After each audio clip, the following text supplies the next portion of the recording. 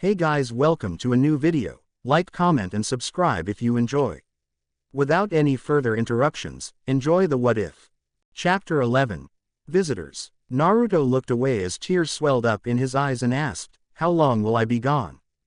At this moment, Anko came back with Naruto's favorite ramen orders.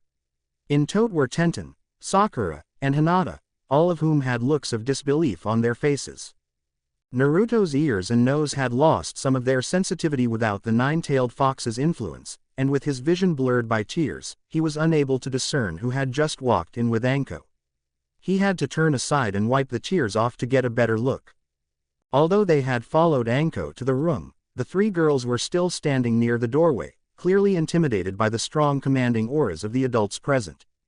It was heart-wrenching for Naruto to look at their expressions, especially the sadness on both Hinata and Sakura's faces. He and Tenten did not really have that kind of closeness yet, but he knew he would miss her as well. Meanwhile, Anko had left Naruto's orders on a table next to his bed. It was an order fit for 3 persons, but such small amount was peanuts compared to the blonde's normal intake.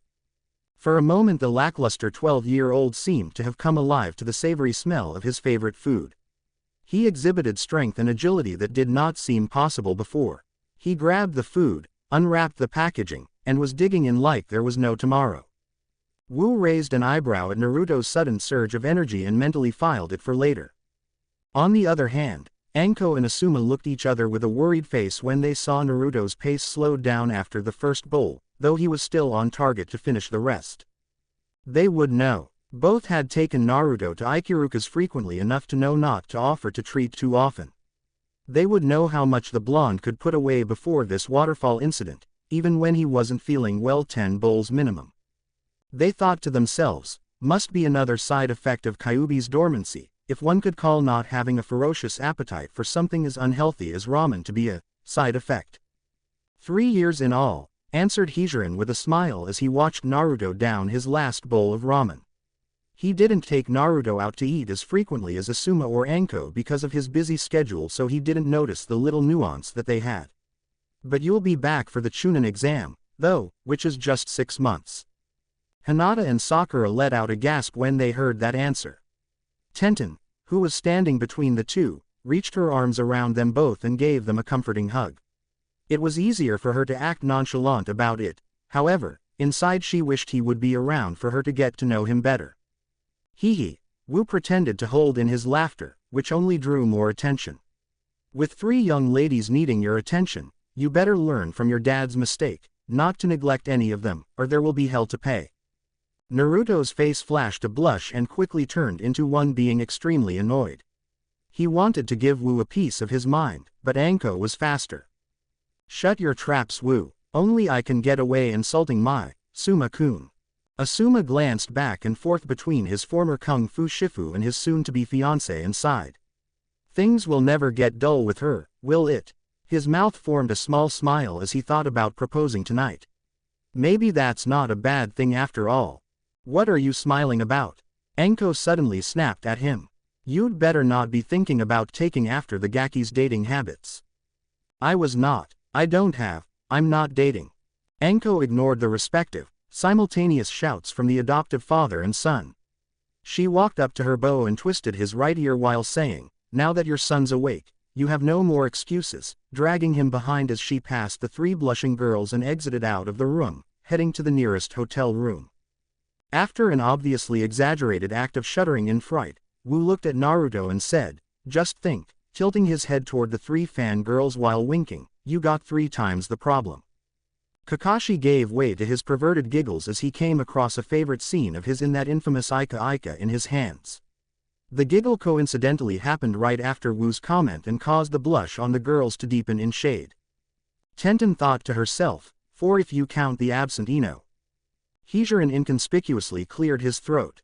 Making eye contact with the remaining adults in the room, he said, "Since that Naruto is awake and already on his way to recovery, it's time for us grown-ups to return to our posts and tend to those items we had been neglecting."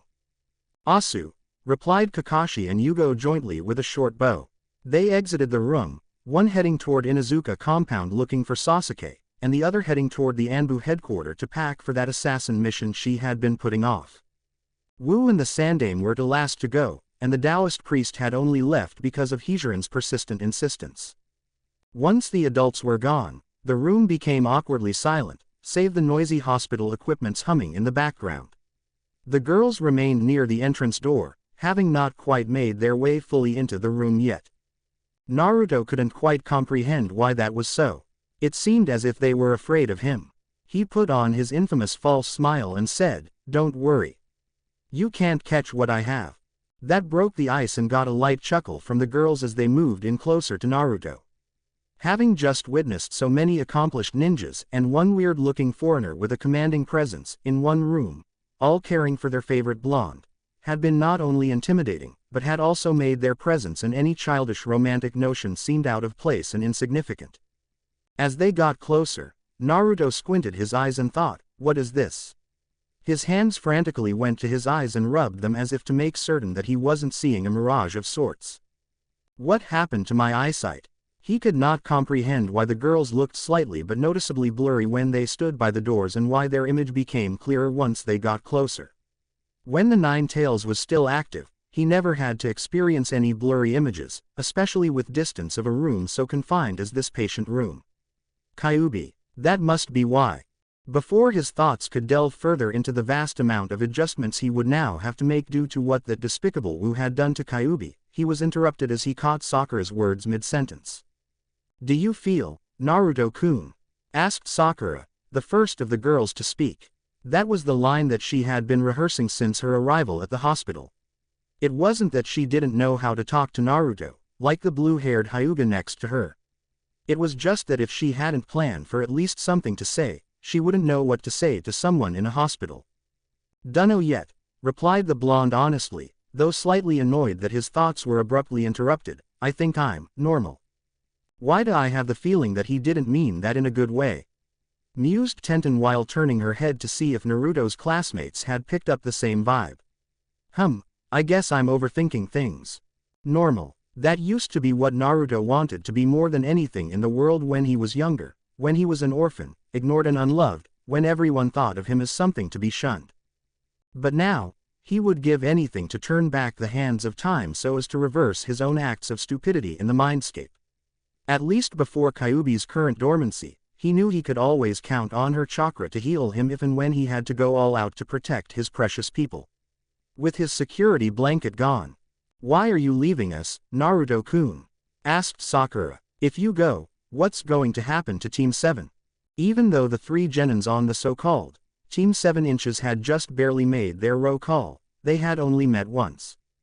And that was a mandatory introduction meeting with their sensei, had no experience together in doing any missions and did not even have a skills assessment. Sakura still had not gotten over how she scored not only one but both of the co-rookies of the year, Sasuke and Naruto, on the same team and subconsciously took every opportunity to remind other fangirls, and herself, of her good fortune. Perhaps she was also worried how embarrassing it would look in front of all the other fangirls if Naruto's departure led to the dismemberment of Team 7, which would mean her losing not only Naruto as a teammate but Sasuke as well. Naruto briefly furrowed his brows slightly at Sakura for interrupting his thoughts again, but quickly reassembled his fake smiling face and replied, "Well, Sakura-chan, I'm sure Anko-sensei will be more than adequate to fill in my spot during my absence. Plus, I heard she'll be your personal sensei, you should be happy." "Wow, I wish I can get a personal sensei," whispered Tenten with an obvious tone of disappointment that one of her competitions for Naruto's affection would receive what seemed to her an unfair advantage to get stronger. Plus, she had heard about Anko and her mastery in a few of the weaponries that she had been dying to get Guy to show her. Hinata was about to speak up when she heard Sakura hogging the airwaves again. "Why do I need another sensei anyway?" asked Naruto's teammate while shrugging off comment about how elated she should have been toward this rare privilege. "Isn't Kakashi-sensei enough?" Tenten was about to give the bubblegum head a speech on the seriousness of being a kunoichi. "Normally yes," replied Naruto, unknowingly cutting off Tenten's initiatives, "but, well, this way, he'll be able to give Sasuke-tem some one-on-one." Hinata giggled timidly, relieved that Naruto was feeling up to some of his classroom antics. Sakura, however, did not find it funny. Twitching her lips in annoyance at Naruto and Hinata, she shouted at the blonde, "Hey! What do you have against Sasuke-kun, anyway?" Nothing, Sakura-chan," replied Naruto while his left hand scratched his head, not really sure why she was yelling at him, since this was not the first time Naruto called Sasuke a tem in front of her. Sasuke tem and Naruto Dobi were what Naruto and Sasuke called each other, respectively. In truth, they were good friends, or at least Naruto would like to think they were. All this talk about Sasuke was making Sakura feel as if she had forgotten something. Her eye widened, and she quickly made her exit while waving goodbye. "Naruto-kun, Tenten, and Hinata, I have to go. I just remembered that Sasuke-kun told me to meet him somewhere for lunch." She left too quickly for Naruto to stop her, and he had not recovered enough strength to chase after her, or so he believed. There were some things he needed, to tell her about their Uchiha teammate.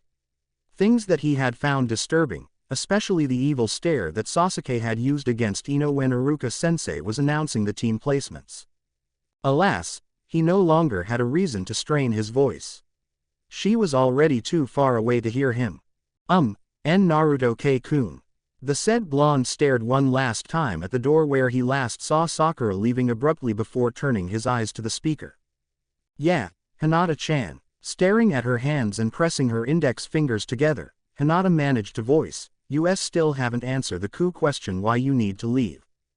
Tenten nodded in agreement and gave her a wink before saying, "That's right, Hinata. He almost weaseled out on us." "Oh, hee," chuckled the blonde, who was hoping that they would not have noticed. Naruto could not really answer that question without divulging two SS-ranked secrets, namely his being the Jinchuriki of Kyuubi and the candidate of someone very important, if he was to correctly understand that weirdly dressed, but creepily fast Wu guy. It was not that he was afraid or lacked the desire to share his secrets. Kami knew that he of all people wanted to open up and connect with people. Although the brunt of his loneliness had been fronted by the Sarutobis adopting him, he still felt like an outsider, unable to drop his mask completely or trust that any in his age group would see him as human if they were to find out about the Nine Tails. Naruto sighed and said, "My dad said that Master Wu taught him a few skills when he was away on his own training mission. I think it must be a Sarutobi tradition." It was the best non-classified answer he could come up with. Hinata might be timid, but she was far from stupid or gullible.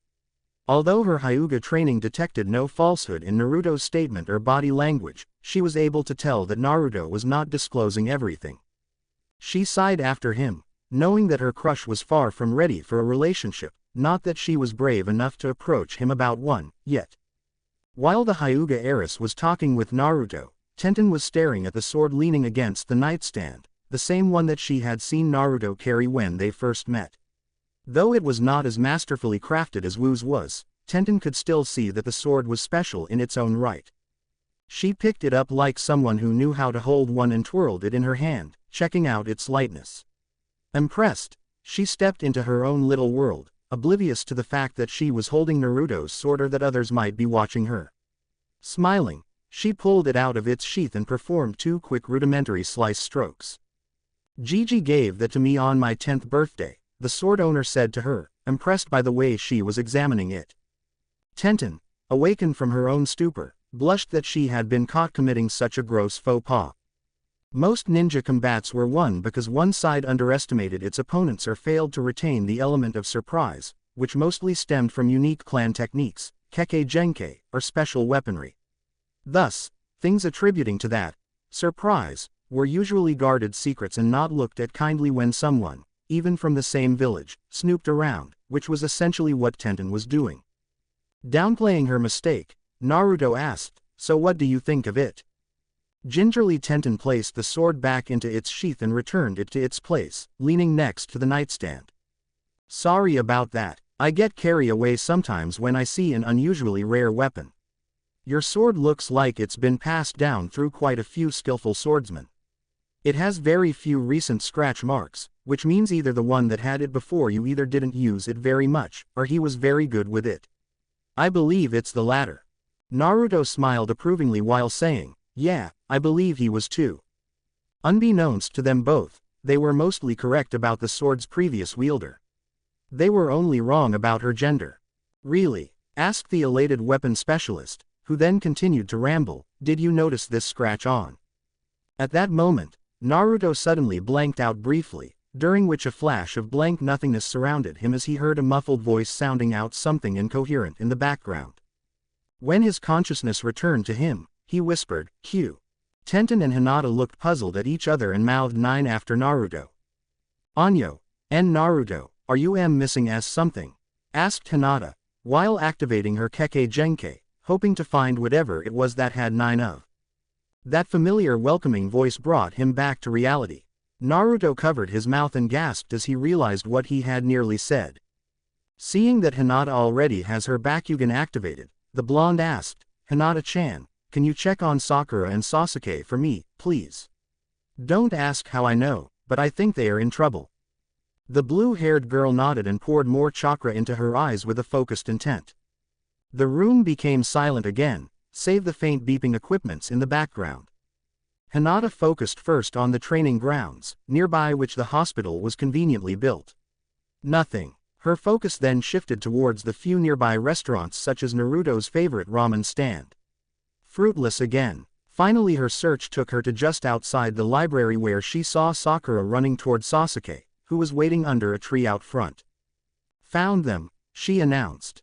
Just when she was about to end her technique and let fatigue overcome her. Was there anyone lying in wait for them? Asked Naruto urgently. Hinata made one last attempt and before long she gasped in shock and allowed her Byakugan to collapse with it. Naruto-kun. That gasp was the only confirmation Naruto needed. Not waiting for Hinata to finish her sentence, the blonde flung the covers off of him, swung his legs to the side, and jumped onto the floor. 2 of them. While Hinata continued explaining, Naruto quickly got dressed. When he was slipping on his sandals, he paused barely long enough to process an alarming detail of Hinata's report. Some cloak with cloud patterns. Naruto's eyes widened and whispered, no. Just as he was getting ready to run out the door, in the corner of his eyes, he saw his sword sailing towards him. He quickly caught it and said, thanks, Ten-chan. But, Naruto, Tenten started to say. Oh, don't follow me, he told them while making an extra effort to turn around just long enough to make eye contact with them to cement his seriousness. Go and get the Hokage and tell him that Akatsuki is here. Then he was out of the room, running at a pace faster than Hinata or Tenten ever thought possible for someone who just woke up from a 3-day coma. Tenten was in disbelief though, and Hinata soon found out why. I didn't throw that sword to you, the bun-haired brunette whispered what she had originally wanted to say to the departed boy. It just sort of flew to you. 0.0. 0.0. Oh. Naruto was running as fast as he could physically manage after having been bedridden for the past 3 days, which was not fast at all. For every step he pounded onto the ground, he felt the ground punishing his feet. Pain from them shot to his knees. Although this was normal to anyone else exerting oneself running, this feeling was new to the changed Naruto and nearly had him tripped on his 10th stride. Before the Kyuubi suppression, he would have pumped chakra into his legs and jumped out of the window from his room on the 3rd floor. Now, still holding off on attempting to mold chakra, he was left with taking the flight of stairs. He cursed at himself, damn, you had to tick that Wu Baka off before asking him if you could mold chakra. Once he got to the 1st floor and seeing the big crowd of well-wishing fangirls, however, all precautionary measures came off. He would rather be back in that damnable hospital bed for 3 weeks more than hoping to survive a female mob half the size of the wave population.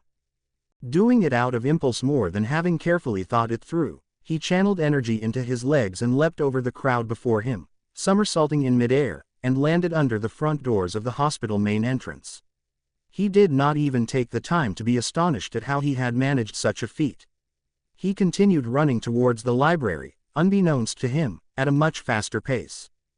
The girls that had gathered were naturally disappointed now that their object of infatuation had just left the building. Something unusual caught the attention of one of the girls closest to reaching Naruto before he'd performed that acrobatic leap. She bent down for a closer examination and found the ground where Naruto had taken flight was slightly crackled. From its epicenter, the crackling web rippled outward, forming an indentation on the floors. She gasped in an undertone, whoa, 0.0, 0.0, Oh. What should I do now? The running blonde thought to himself. I don't have Kyuubi, so I can't use any of the chakra-consuming techniques, which means most of the B and some of the C-rank techniques are out, not that I trust my chakra control now anyway. Seeing the crowd of merchants and civilians alike bustling in the path before him, he leapt to the roof and continued his run on the rooftops. He was so deep in thought, weighing out his options, that he was completely oblivious to how he had managed to reach the rooftops without conscientiously molding chakra and priming his leg muscles with it. Finally he got to the roof of the last building before the library. His left hand held tightly onto his sword as he whispered to it while leaping off to the ground, "Looks like it's just me and you, Yuto." Once he landed he felt flying projectiles aiming at the back of his knees, his neck, and his shoulder blades. Having studied the pressure points from the manuscript of the 9 lonesome sword stances, he knew that if those were to connect, he would have been immediately disabled. The guy that threw these must be either trained as a medic nin or trained in the Anbu art of silent killing, reasoned Naruto as his right hand drew out Yuto and his body turned in sync with his sword movement to pair off the incoming senbons. The sheath in his left hand knocked one senbon away as the sword in his left hand sliced through 2. But the 2 originally aiming for his shoulder blades got through his defense, nailing him on each of his front shoulders instead. If only I weren't handicapped by what recently happened to me. Naruto had no time to further his internal musings. He quickly pulled out those 2 senbons and focused on calming his nerves for the ensuing battle ahead. Before him stood a behemoth of a something, a blue-skinned, half-shark, half-man entity carrying a caveman club-sized weapon wrapped in white cloth tape and a shorter Itachi look-alike. Naruto squinted his eyes just to be sure. It was not an Itachi look-alike. It was Itachi, the one and the same double agent that he had met 4 years ago when he was moving his stuff from his apartment to the Sarutobi compound. "Hello, you must be the 9 Tails," spoke the stoic Uchiha. "If he's here, then." Naruto glanced from Itachi to the taller Akatsuki. "That must be his partner, I cannot give away his cover." "Where are my teammates?" Naruto shouted the question vehemently to Itachi and Kisame. "HMPH. This Gaki is what leader wants." Kisame asked Itachi as he let out a belittling chuckle toward Naruto. "Don't you know your manners before your elders? Introduce yourself so my Samahata will remember what a fox tastes like." Naruto's mind blanked out for a second before he regained himself again. It was the same feeling of loss of control that he had experienced in the hospital, where right after which, he suddenly had a premonition that Sasuke and Sakura were in trouble. This time Naruto knew that this was Kyuubi.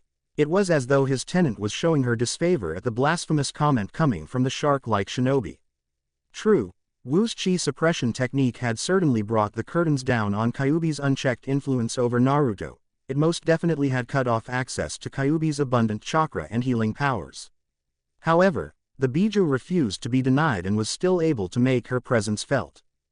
Albeit, at the moment, the unsatisfactory outcome on her attempts to connect with her host was more a hindrance than a succor to him. "Kisame," called out the double agent, thus giving Naruto the name of his partner. "Go but don't draw too much attention." Naruto steadied himself behind the crisscross of his sword and sheath, trying his best to recall the sword lessons with Kyuubi in his mindscape and those chants of the 9 stances. As his mind desperately tried to catch up from past to present, he saw the shark-skinned shinobi and that club-looking weapon speeding toward him. And as if he wasn't already under enough pressure, out of the corner of his vision, he saw Sasuke and Sakura lay unmoving under the tree outside the library. Chapter 12. Neo Naruto. Naruto steadied himself behind the crisscross of his sword and sheath, trying his best to recall the sword lessons with Kyuubi in his mindscape and the chants of the 9 stances.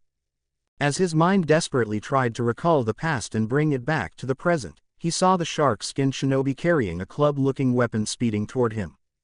And as if he wasn't already under enough pressure, out of the corner of his vision, he saw Sasuke and Sakura lay unmoving under the tree outside the library. He had already realized that he was severely outclassed by these 2 powerhouses. Well, actually, just one, if he was to consider Itachi an ally. Though at the moment, he would probably not be of any help since he was an ally whose duty it was to serve the greater good of Konoha. Were Itachi to help Naruto, it would blow his cover and compromise his espionage mission. In the back of his mind, Naruto knew that all he had to do was hold out long enough for help to come. The question was, could he? He knew that no matter what the answer to that question was, he had to. He had to do it at least long enough for Itachi to record a report for the Hokage in his mindscape, just like he'd done so when they'd met 4 years ago. If that was still where his loyalty lay, and if there was anything to report. Looking for a quick and easy capture was probably why Kisame was running towards him instead of waiting for him to make a move. The shark man had probably guessed that Naruto had already alerted someone and that the sooner he completed the capture, the less likely they would have to return to leader empty-handed. As he sped closer to what he thought would be an easy capture, he swung the Samahata at Naruto's head. The boy backflipped and dodged it with ease, which had been Kisame's intention all along. Kisame smirked as he felt a large pool of chakra being absorbed into his prized weapon. His smirk deepened as he noted how much larger Naruto's chakra supply was than those he had gathered from Itachi's little brother and that pink-haired genin girlfriend of his. The abundance was not as large as he was expecting from the Jinchuriki of the nine-tailed chakra powerhouse, but it was still substantially satisfying. Mentally, Kisame shrugged off what he deemed to be an insignificant discrepancy. Naruto, unaware of Kisame's true intent in using a sword stance that made his attacks relatively easy to dodge, felt a surge of confidence in his ability to at least delay them until the arrival of his Jiji's personal Anbu, that was, at least in his mind, if Itachi was not put in a position where he had to join the fight. And as long as he could keep their fight relatively distant from Itachi, Naruto reckoned that the double agent would not have to prove his loyalty to those he was supposed to work for. Using the momentum he had built when he backflipped to dodge the Samahata's head sweep, his legs cartwheeled upward, kicking Kisame's sword-holding hand in hopes of disarming him. Of course, such as effort from someone as small and relatively weak as he was had no chance of loosening Kisame's grip. The blonde genin's actions were almost comical, and definitely pathetic, in Kisame's mind. Here was a puny little boy, barely taller than Kisame's waistline, trying to hold off two S-class missing nins. Kisame's smirk became more sinister when he saw the determination in the eyes of Naruto after he righted himself from his backflip. The audacious boy, now standing a good distance from him, was going to fight him instead of yielding to common sense. Give up, live, fight again some other day. Deciding a need to teach the Gaki some real-life lessons that a relatively peaceful and peace-loving village such as Konoha would normally not teach their genins, Kisame rapidly formed some hand seals, took a deep breath, and spew out a small geyser of water, hitting Naruto square in the chest, knocking the boy to his butt. From the resulting water puddle near Naruto raised a copy of the shark-skinned Akatsuki. It walked over to the fallen boy and raised one of its feet, attempting to stump at the boy's head. Still feeling a little dazed from getting knocked down earlier, Naruto barely had time to gather himself, take note of his surroundings, and roll to his left to avoid that crushing blow. As he did, he quickly sliced his sword through the water clone, dispersing it. Not bad, said Kisame. He was not really trying to kill Naruto. If he really wanted the boy dead, he could easily have done so in one move. Plus, doing so would defeat the objective of their mission. That did not mean he could not rough the boy up a bit, toy with him, or break his spirit. In the back of Naruto's mind, as he pushed himself off the ground, he remembered what his adoptive father was trying to tell him one time after a sparring session. Naruto, remember not to get cocky. You've been taught many things by many talented people, and you are indeed talented for your age. But you've never been in a real battle, staring at the eyes of your enemy, who may even be many times stronger and bigger than you. They won't fight you like we do when we spar. They'll be fighting you for real. Asuma said in a serious. I know that, Dad.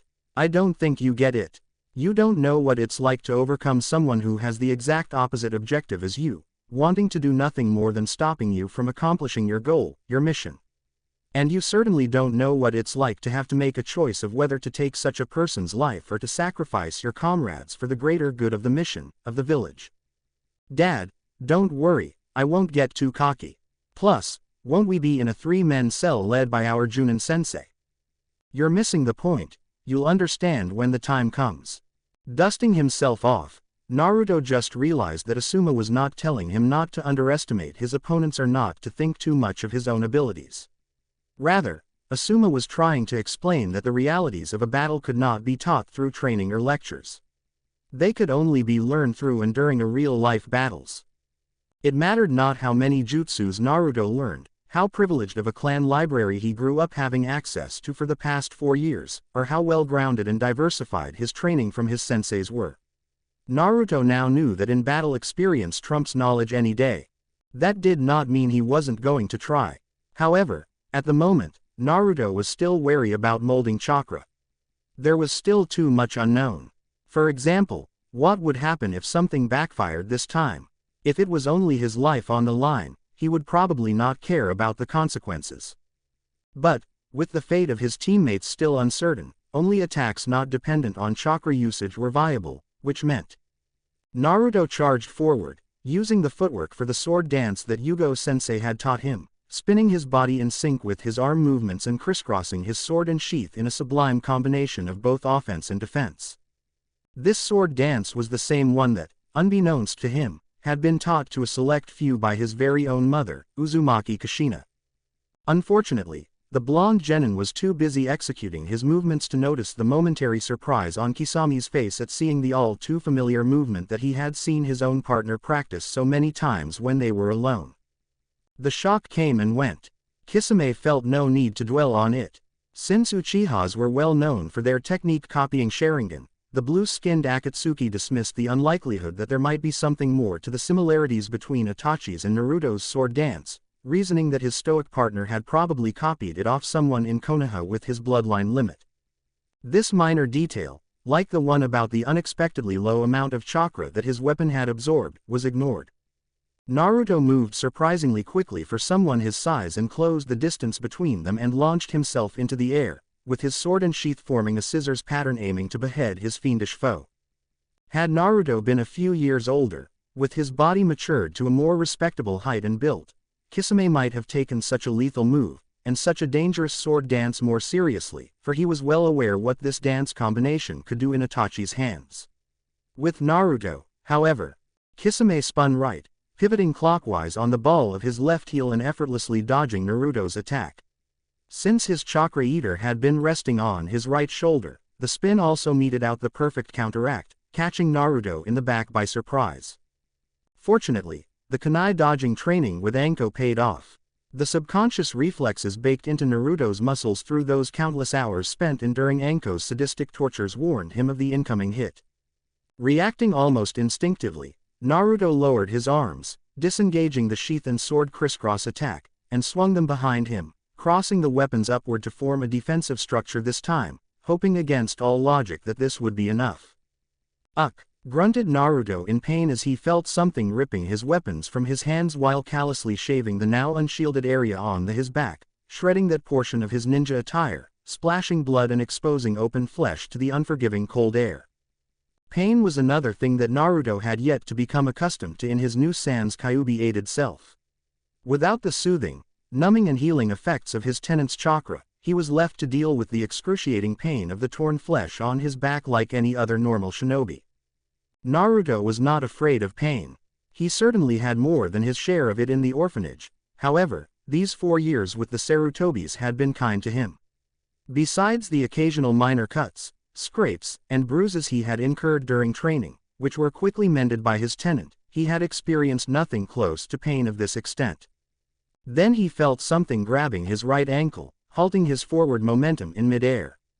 Naruto bent his head, trying to peek at what caught him while his left leg was kicking wildly at whatever that had snagged his right ankle as gravity took hold of his body. Once he found out that the offending object was Kisami's left hand, his free leg gathered every last bit of his strength and aimed it at the shark man's grip. His kick hit air, which invited a series of chuckles from his fiendish opponent. Kisame had released him the very last second, causing his miss and his body to fall even faster. Ignoring the radiating pain on his back, Naruto clutched his jaws as he moved awkwardly in efforts to right himself before landing. The pain receptors in his brain did not get to process the feedback from his wounded back for too long. This was because it got bumped down the list of priorities by something far more severe and immediate. Oomph! Came the sound from his throat as air was forcefully expelled from his lungs. His eyes bulged out in shock as he saw Kisame retracting a foot from his stomach. The shark-skinned shinobi had just kicked him there, hard. He did not believe it was possible to experience that kind of pain and still remain conscious. The pain from the wound on his back was nothing compared to the new level of pain he was experiencing. Then, Naruto felt something, perhaps the content of his stomach, the ramen that Anko had purchased an hour ago, inching up his esophagus as he sailed in the air. Instead of tasting the partially digested vomit in his mouth, as his rather naive mind was anticipating, his tongue encountered something familiar but hard to place, something warm, salty, and copper-ish. He got a feeling whatever that fluid was, it would mean something worse than would a simple stomach content. Blood. Turning his attention back to the situation at hand, Naruto realized that the force carried by Kisame's kick had also propelled his small body much farther than he had initially planned for, taking him close to Itachi, and distancing him from his teammates what he was hoping were just unconscious bodies. As much as he would like to play hero right now, Naruto could not afford to think about anything else but how he was going to prepare for landing when he was not sure if he was in any condition to right himself mid-air or to bring his arms back to the front again to brace him for what might be a potential face-first landing. Biting hard on his teeth, he bared with the pain as he pulled his legs under his body and brought his arms forward. As the ground approached, his mind blanked out again for a brief second as his tenant made yet another less than stellar attempt to mind link. Unfortunately, it was a most inopportune brief second to have his concentration interrupted. Naruto made a mental note that once this was over, he was going to visit his tenant and yell his head off at her using all the curse words his 12-year-old mind had picked up. He was not sure if she would still be able to hear him through Wu's chi barrier, but he knew he would definitely feel better afterward. Oomph! Naruto's lungs gave out the excess air as he mistimed the landing, his face and chest receiving an abrupt introduction to the ground, which was only a few meters away from Itachi. Seconds later, his yuto and its sheath embedded themselves into the ground on either side of his head. Heh, heh, chuckled Kisame as he walked leisurely back to his partner and Naruto's fallen body while addressing the genin, and you call yourself a ninja. Where I came from, my genin graduation exam was to slaughter everyone else in my class. I graduated because I was the last one standing. That, Naruto muttered as he struggled to turn his head to the side so that his mouth was no longer buried in the grass. He whimpered after he forced his arms to ignore the pain radiating from his wounded back and push his chest off the ground. Stupidest thing, he managed in between coughs as he pulled air into his much deflated lungs. The red blotches on the ground confirmed that his injuries were more serious than he had thought. And there was no Kyuubi healing him this time. Naruto was now on all fours, willing himself to stand up. I have ever heard, the blonde finished with a labored grunt after he managed to stand on his legs, barely. He was heavily bent over, using his arms to distribute the majority of his torso weight onto his knees. Given the boy's close proximity to him, Itachi could clearly see that the wound on Naruto's back, which was facing him, was not healing as quickly as the injuries he remembered seeing 4 years previous. The normally emotionless Uchiha furrowed his eyebrows slightly and only for a brief second as he pondered, why isn't he healing? Despite not planning on feeding chakra to his bloodline at all in this visit, at least not this early in the game, his curiosity got the better of him as he reluctantly activated his Sharingan, Tomokama spinning in the blazing red irises. What he saw, the lack of chakra aiding the open wound, did indeed confirm his conjecture, something had happened to Kyuubi. Now the question was what? Only two possibilities. Either Naruto was no longer the Jinchuriki of Kyuubi, or someone had somehow blocked her from Naruto. He wanted to explore more, he wanted to enter Naruto's mindscape and find out himself, but he was willing to wait for the right moment. Once he made up his mind, his eyes returned to their normal color. Meanwhile, with his attention still on the boy, Kisame secretly applauded the 12-year-old's tenacity, but questioned his sanity. He continued, it's no wonder my partner abandoned this pathetic village. Hey, since no one wants you and there's nothing for you here anyway, why don't you come with us? Shut the hell up, I'll never join the likes of you, shouted Naruto, his body trembling in anger and pain as he continued to gingerly wean the weight of his upper torso off his knees. HMPH, don't tell me you actually think that people here care about you. Kisame asked mockingly. All they care about are themselves. The fact that someone, doesn't matter who, protects from them from the nine tails is all that matters in their eyes. They don't care about you, your feelings, or your welfare. In fact, they think you are the nine tails itself. In defiance, Naruto willed his body to ignore all pain and made a final push to stand tall.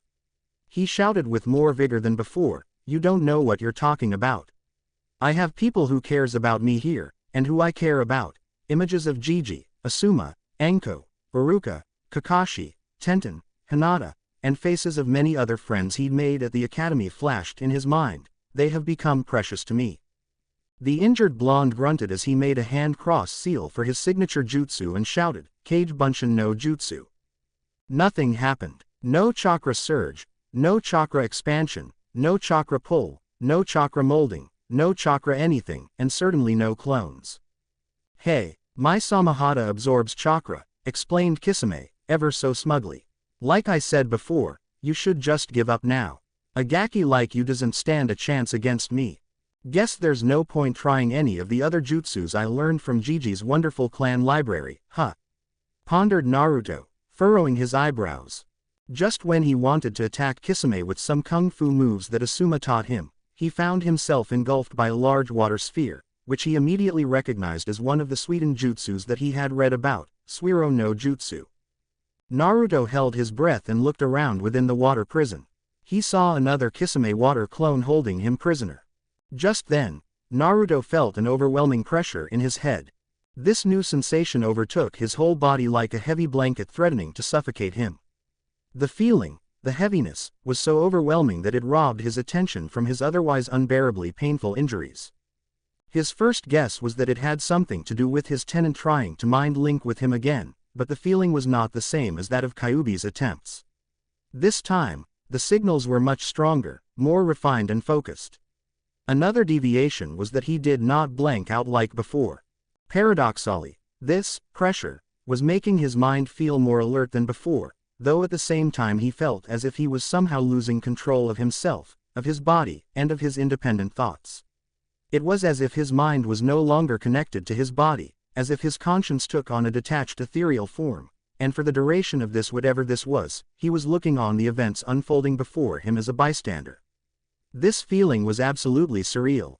In Naruto's head, voices that started from silent whispers too faint to be heard when Wu infused chi into him 3 days ago at the waterfalls had been growing gradually and now had become booming echoes too ambient in his mind to ignore. The echoes chanted the verses from the 9 lonesome sword stances and the 9 yangs of chi manuscripts. These chants were resonating from his memory into every fiber of his body. They were so overlapping and convoluted that it was difficult for Naruto to distinguish which were from the 9 stances and which were from the 9 yangs.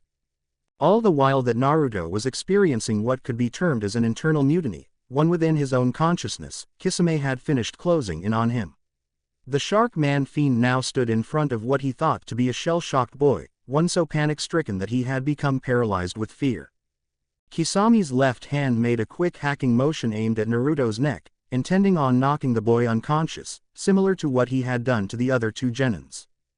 Naruto saw his opponent's strike coming.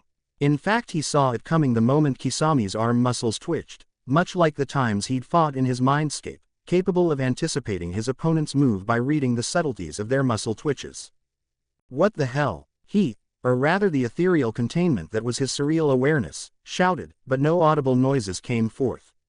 In fact, Naruto wasn't even realizing that his mouth, lips, and tongue remained motionless, uninvolved in his speaking efforts. "You, neck, dodge." He issued another inaudible command to his unresponsive body. "Move, damn it." And he dodged, or at least he thought he did. As he dodged, he turned to look at Itachi only to find the Uchiha's eyebrows raised high above his activated Sharingan. Naruto was puzzled by what could possibly be startling Itachi so much that even the normally emotionless double agent was having trouble masking his shock. Cautiously, for he was almost afraid to, Naruto followed Itachi's glance and looked down at himself and found his body was now completely bathed in a hazy lime-colored light and, as if that wasn't weird enough, nearly translucent. He gasped, or at least tried to, but again his efforts produced no sound. With all the clues he was gathering, Naruto started to piece together what was happening to him. But there were a few things he did not quite understand, like for example, what had happened to his body. As soon as he formulated that inquiry in his mind, Naruto felt a tug on him, his whole being, his whole essence. He was being pulled in the direction of the tug and found himself looking at his own tangible flesh. His own material body. It hadn't dodged Kisami's punch with him. Instead, it remained where it had been standing. The only change was now its right hand had moved on its own and caught Kisami's left-handed strike. If what he saw was not spooking him enough, the fact that without any of his awareness or receiving any command to do so, his right hand had caught and was gripping hard on Kisami's wrist without making any actual physical skin-to-skin contact. It seemed as though the hand grabbing Kisame was wearing an invisible and ultra-thick glove. Naruto concluded that his mind got detached from his body somehow, and something else overtook control of it. Either that, or it was moving on its own. No, that would be too weird. What, though? He didn't think it was Kyuubi. No, it couldn't be her.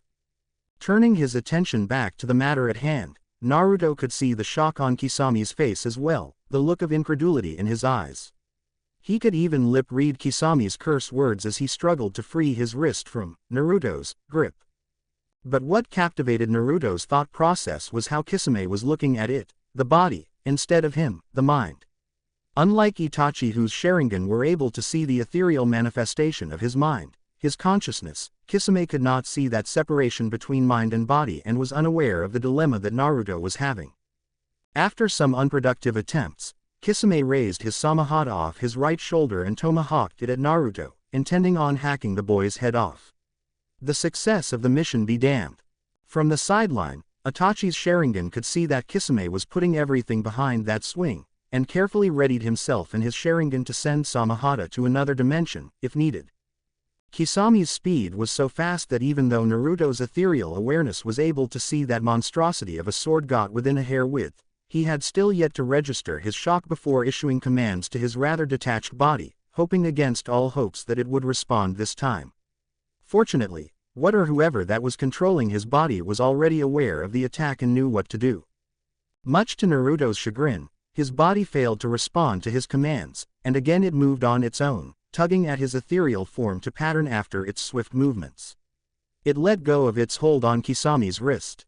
Its foot stepped forward, using the momentum channeled through its torso, its left hand holding the sheath gathered to its side and slowly pushed toward Kisami's Samahata. Even though the sheath was sailing through air, the deliberate movement on Naruto's part made it seem like he was pushing against a raging current of water. Whatever speed the boy's body seemed to have moved before had been converted into pure unstoppable and slow-moving inertia. Kisame smirked, unaware of changes within Naruto. He was amused by the boy's rather sluggish counterattack and his foolishness for attempting to parry the Samahata with a mere scrawny sword sheath. It was like trying to ward off a swinging club with a toothpick. What's going on? Naruto's ethereal manifestation of his mind shouted inaudibly to himself and at his unheeding body. How come you slowed down? We are a sitting duck waiting to be whacked. Speed up, damn it. Naruto tried to speed up the attack. He moved forward faster, or his ethereal lime translucent manifestation of his mind did, hoping that he could drag his body to follow suit, much like how his body was dragging him or his form whenever it moved. Of course, much like how this had been for him ever since he got imprisoned in that accursed Suiten jutsu, ever since someone or something decided to debunk his mind from his body, everything went against logic. Nothing worked, and Naruto couldn't be more frustrated with his lot right now, not having any control over his member, over his fate, over just about everything. Suddenly Naruto saw Kisami's smirk morphed into a puzzled look. Then, he saw the Samahata and the blue-skinned fiend slowing down to match his body's same deliberateness. His mind pieced more clues together, though he ended up with more questions than answers. It seemed to him as if the air around them had arbitrarily congealed into an invisible molasses. It seemed like both of them were moving underwater or pushing through tons of heavy water-soaked sand. Time seemed to have slowed down. Naruto's sheath and Kisami's Samahata inched closer together in a rather unnaturally snail-crawling pace. From the sideline, Itachi was in awe of the image his Sharingan was revealing as they were easily captivated by the novelty of an unknown field of energy surrounding Naruto, with a heavy concentration around the sheath on his left hand and the sword on his right. To the Sharingan, waves upon waves of rainbow colors canvassed the air occupying this strange energy. Of course, without the benefit of having the Sharingan, Kisame was not aware of the phenomenon before him or why he should be taking this more seriously. He maintained his arrogance, confident of his eventual victory despite the peculiarity of the situation. Just before the attacking metals collided, the toothpick that was the shelf of Yudo started to circle around the club monstrosity that was Samahata. After the first revolution, Kisame felt the force exerting against the Samahata increased by tenfolds and grunted while trying to keep his sword above ground. Its weight was becoming so unbearable that he had to use his other hand to hold it. On the Yudo sheath's second revolution, the blue-skinned missing nin could no longer elevate his sword. He was barely able to hold on to its hilt when its oversized length crashed into the ground. Unheard of. The Akatsuki with more chakra reserve than the better half of the Akatsuki could no longer lift his own signature weapon. Itachi could see that not even Kisame was accepting this turn of events. However, none was more surprised than Naruto himself, as he continued to reconcile the many unknowns surrounding his lime-translucent self and his separation from his body. Questions: how, who or what took over? Would he ever fuse back with his body? Still lingered in the back of his mind. Surely this is a good thing, right? Naruto asked himself, somewhat glad that he, though technically the credit should go to his body, but still him, all things considered, was able to turn the tide of the battle. With this power, I can kill Madara, revenge Kyuubi, and do whatever else that needed to be done for this guardian of the two nines thing quick and go back pursuing my goal of becoming Hokage. Why did my life have to get so complicated? I didn't ask for this. With renewed confidence, his goal was not merely to hold the Akatsuki off until help arrived.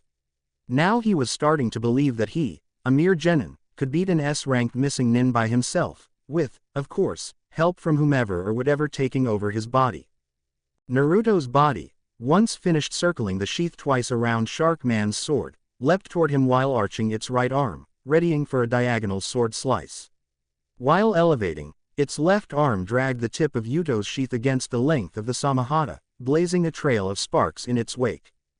That drag seemed innocent enough, but once the resulting sound from the hollowness of the sheath reached Itachi's ears, the prized weapon of one of the 7 legendary swordsmen of the mist shattered into countless irrecoverable fragments.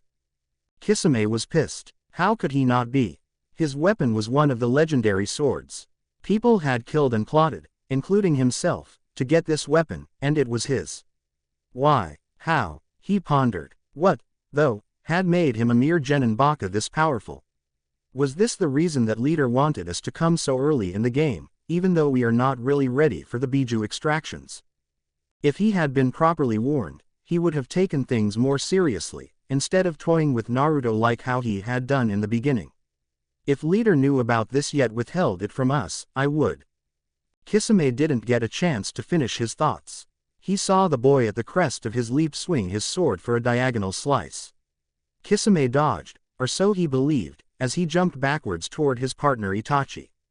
In mid-flight, he brought his hands together to form the necessary seals for his favorite jutsu, especially when water was not abundantly around, never mind the commotion using such a jutsu would create.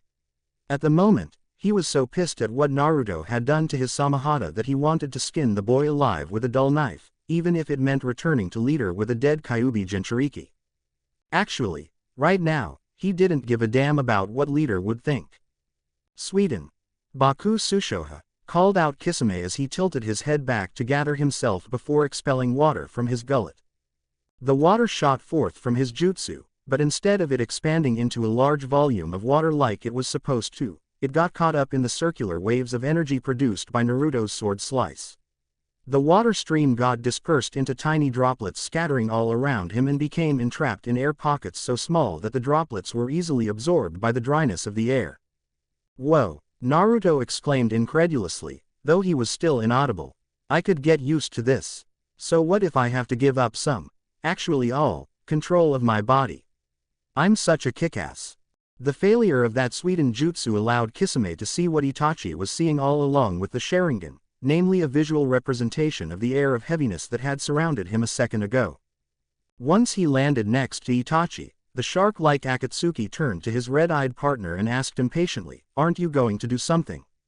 "Yes," replied Itachi in his standard monotone as he jumped into the air, catching a shiny metallic object with a strip of shredded cloth attached to it. Once he landed, he held it out for his blue-skinned partner and said, "I believe this belongs to you." Kisame touched his uncovered forehead with his left hand and gulped. "If the aim was any lower, I would be missing more than just the—" Before he could grab his forehead protector, Itachi kicked him away while shouting, "Watch out!" Both missing nins had gotten out of the way just before seeing the possessed Naruto standing where they were formerly, with the tip of his sword buried into the ground. Itachi fed more chakra into his eyes as he activated Mangekyo Sharingan. He needed, to test his power against Naruto's entranced state, but more importantly he needed to subdue him. Not only to act out his Akatsuki cover, but also to teach Naruto that power without control was no power at all. Because from the sideline, his Sharingan clearly read the lips of Naruto's ethereal form. Power and Kantal, of which ninjas were supposed to be the very embodiments. Should the boy who was the Jinchuriki of the most powerful Biju and possessor of another source of unfathomable power ever to believe otherwise, much like what his lips had tried to convey, disaster would ensue. Tried as he might, even feeding more chakra than he knew it was necessary, Itachi still could not access the possessed Naruto's mindscape, or to do anything with the boy that the Mangekyo Sharingan normally could. It was as though something or someone had set up an impenetrable barrier in his mind. Just when his right hand was reaching for the katana on his back, Itachi felt an attack coming from behind and instinctively jumped over the sword swing. But, throughout history, attacks using the 9 sword stances had never missed. Ever. If it did, it was intentional. Itachi's Sharingan could see the truth of that as a wave of that mysterious energy from Naruto's swing continued past him in its trajectory, slicing through a few tall poles, one of which ended up falling in Kisami's direction, while others were falling every which way. Some smashed onto houses, causing the civilians to panic and flee while shouting, "Demon child," warnings to their neighbors. Of course, Kisame saw the pole falling his way. Under normal circumstances, Kisame would have simply knocked something like that away with his bare fist. However, the day had been anything but normal, so he decided to be cautious and dodged instead, not wanting to find another surprise. As he dodged, his hands were forming hand seals for one of his more powerful Suiten jutsus. Before he could finish, he saw Itachi's body flying directly at him, though he thought he had seen his partner cleanly dodging Naruto's palm strike. Kisame had to abandon his hand seals in lieu of catching his partner's body. Somehow he knew that was Naruto's intention. Meanwhile, Naruto, or his mind, was throwing everything he could at his body to make it stop its recklessness, but it wouldn't respond to him. He could see it now, how stupid and naive his thoughts had been to choose power over control, thinking he could play hero instead of being a good little boy, resting in the hospital and letting the grown-ups handle this. He was also regretting how the villagers had to run for safety because he had somehow lost control again. It seemed like throughout his life, he was his own Achilles' heel, he and his lack of self-control. He made a silent resolve to never ever lose control again, come what may. And Naruto, if nothing, was a promise keeper. As he calmed down, the ethereal form that was his mind gradually settled into his fleshly body, causing more frequent and intense buzzing sensations, snapping together what Kami had never intended to be apart, until a final unbearable jolt coursed through his whole being. Ugh! Naruto's painful cry was finally heard once his mind regained control of his body, which unfortunately included an overworked nervous system that had been channeling complaints from his strained limb muscles, shredded skin and flesh on his back, internal abdominal bleeding, potential cracked ribs, and an acid-eroded esophagus, all of which had been sheltered from his mind during its detachment, but now seemed to be bombarding his brain with compounded interest. Using his sword and sheath to prop himself up as crutches, Naruto fought to remain standing and will his exhausted self from fainting before a smirking Kisame and a pensive Itachi. Kisame wanted another go at the worn-out boy, whose former power seemed to have left him. The Gaki had not only destroyed his prized weapon, but had also insulted his Nindo by disbanding his Hitai-8. Just thinking about payback made his grin more sinister. "No, not now," said Itachi, looking into Kisami's eyes with his blazing Sharingan. "Our time is up." Turning to Naruto, the Uchiha said, Naruto-kun, we'll meet again soon." With that, the two Akatsuki took off in the direction of the east gate. Once they were gone, Naruto's pupils dilated before his heavy eyelids closed down on them as every last ounce of strength left him. His hands loosened their grip on their makeshift crutches, and gravity overtook his unconscious body. Within a mere second, Wu arrived in time to catch Naruto's falling body before it hit the ground. His eyes squinted at the two fleeing straw hats.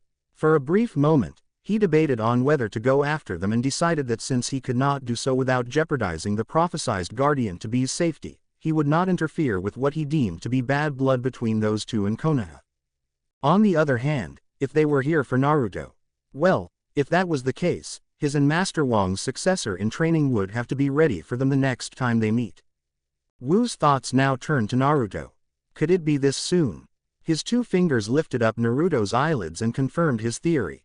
He stared in the general direction of the two distancing Akatsuki as he pondered the possibilities. When Kyuubi was actively occupying Naruto's consciousness, the boy's thoughts never had a chance to be scrambled. Wu did not think the demon fox had done this out of her kindness. Rather, she was probably doing it for her own survival and selfish reasons. She wanted, no needed, to maintain her monopoly over Naruto's consciousness, instead of sharing it with others. She would rather not have to compete. Female bijus were extremely territorial that way. Now that her influence had been muffled by Wu's chi, however, nothing was preventing the spirits of the old masters, whose chi had been residing in the two ancient manuscripts, from taking over Naruto when needed and as they saw fit. Silently the Wudang headmaster thanked Itachi for giving the manuscripts to Kyuubi for safekeeping. Such action, whether he knew it at the time, essentially creating a convenient situation that allowed the spirits direct access to take over the boy's body in dire situations such as what had just happened. Another factor that made it easy was the massive amount of chi that Wu had pushed into Naruto 3 days ago to subdue Kyuubi. In fact, it was Wu's residual chi that kick-started Naruto's fight a moment ago by first circulating throughout Naruto's body. Once Wu's chi entered the core of Naruto's being, it compounded exponentially with Naruto's innate chi reservoir, its fire no longer waiting to be kindled. Haha, looks like training began without me. Wu took a second look at the battered unconscious boy in his arms. Gently he untied the Konoha Hitai from his forehead and tugged it away into his sleeves. It was merely ceremonial, but he needed Naruto to be a civilian before accepting him as an apprentice. Being a civilian meant not being apprenticed to any master and not being in servitude to any deity or man, including Kage. Again, it was merely ceremonial. Wu would give it back in time, should Naruto choose to return. This wuxia rule was something Wu had kept from the Sarutobis, whom he should have obtained permission from. Although Wu was an honorable man, one who lived by the chivalrous code of the wuxia community, the successful fulfillment of the dual guardian prophecy was too important to be put to risk because of mere formalities. Besides, with one being Naruto's leader and adoptive grandfather and another being his adoptive father, Wu doubted they would have consented to what was essentially going to be a Konoha nizing of Naruto. Sensing people approaching them, he lowered his body and enveloped his arms around Naruto's body while channeling chi to his legs. As soon as his Taoist cloak draped over them both, he leapt and they were airborne, heading toward the west, toward Mount Wudang. Wu's single leap should take them well outside of Konoha's gates before needing to land and take another leap. Seconds later, the Sandaime, Asuma, Kakashi, Yugo, Anko, Tenten, and Hinata got there. They looked around and saw some puddles of water, shattered pieces of what used to be a sword of some sort, and some ground evidence of a battle. There was still some misting of water that the Sandaime believed to be the residual of a sweetened jutsu of some kind. However, neither Naruto nor Wu was anywhere to be found, not even Hinata's Byakugan could locate them. They must have already traveled out of range of her all-seeing Kekkei Genkai. Kakashi motioned Anko to check on Sasuke and Sakura with him.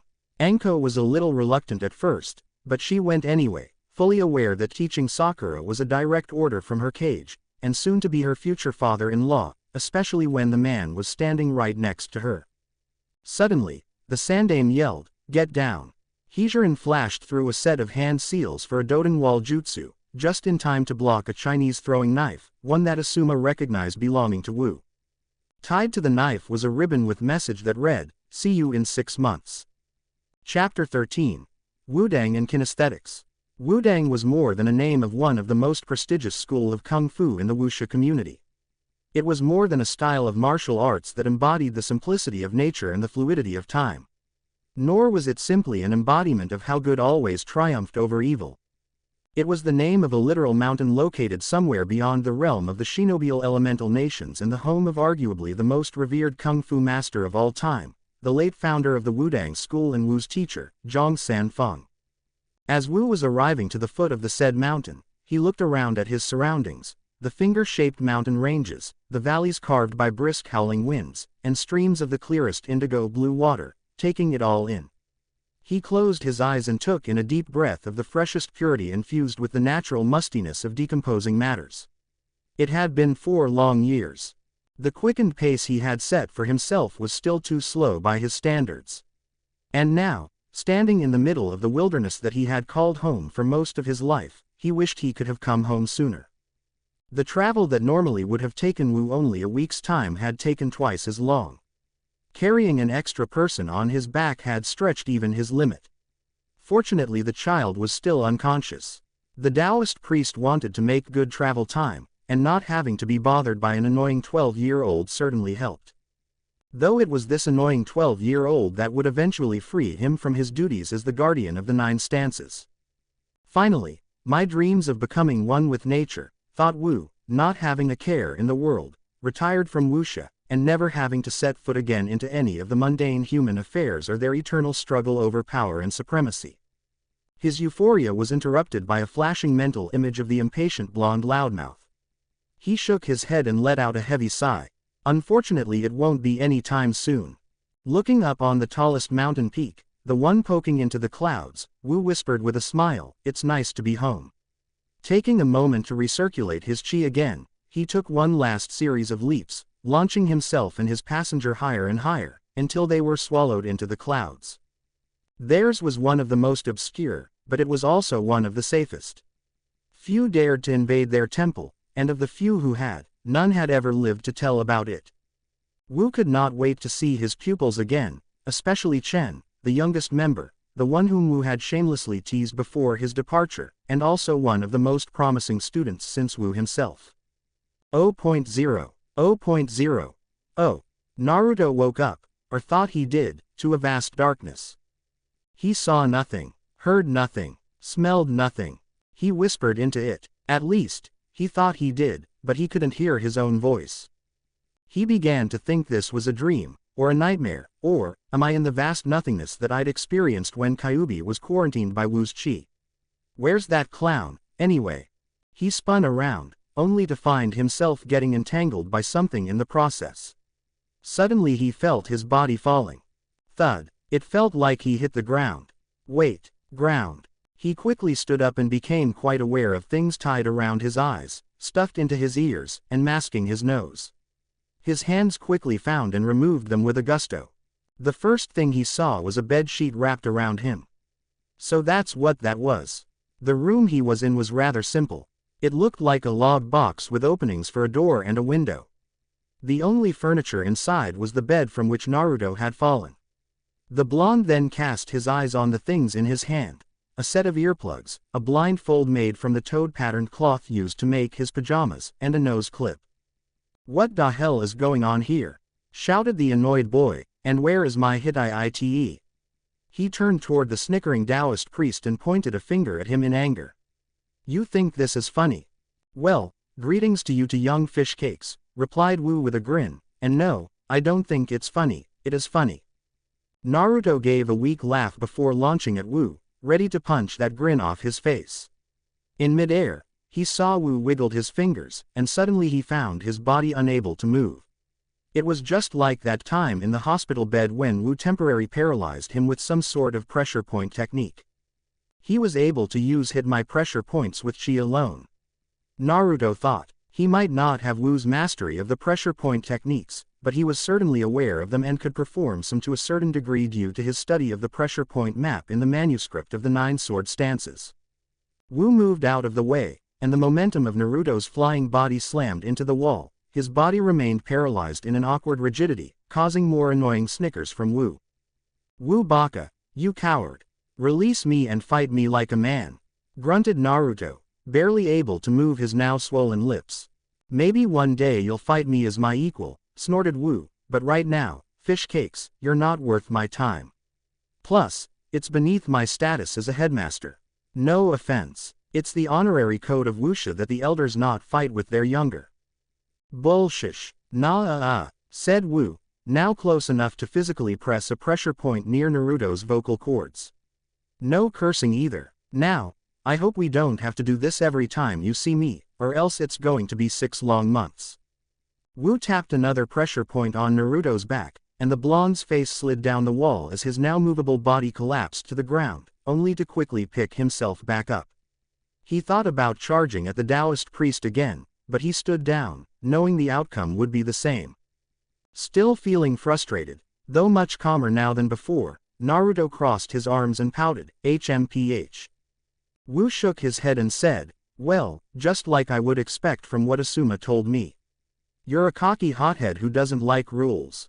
After all, your recklessness in battling those 2 men in Konoha confirmed as much. A sudden feeling of overwhelming disappointment came over him as his mind recalled a promise he had made to himself, to never lose control again. As he reflected on how quickly he had just lost composure and charged at Wu, he bowed his head in shame and said, you're right. I'm sorry. Chuckling lightly, Wu said, don't worry about it. It'll be remedied before you leave. Naruto looked up to meet Wu's glaze. I take it we're no longer in Konoha anymore. By the way, what happened to my teammates?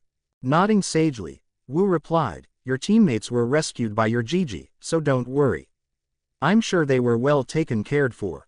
Welcome to MT, Wudang, my humble school of martial arts. As you can see outside the windows. Naruto's eyes followed Wu's hand gesture and noticed for the first time the field of floating white clouds outside, lightly covering some parts of rocks below before the thickness of its covering continued into the distant horizon. This little cabin is secluded, separate from the rest of the Wudang school. I use it as my meditation room. It will be yours for the time. Naruto turned his attention back at Wu and gave a series of nods to show his acknowledgement. Silently, he wished Wu would hurry this along so he can look into the clouds some more.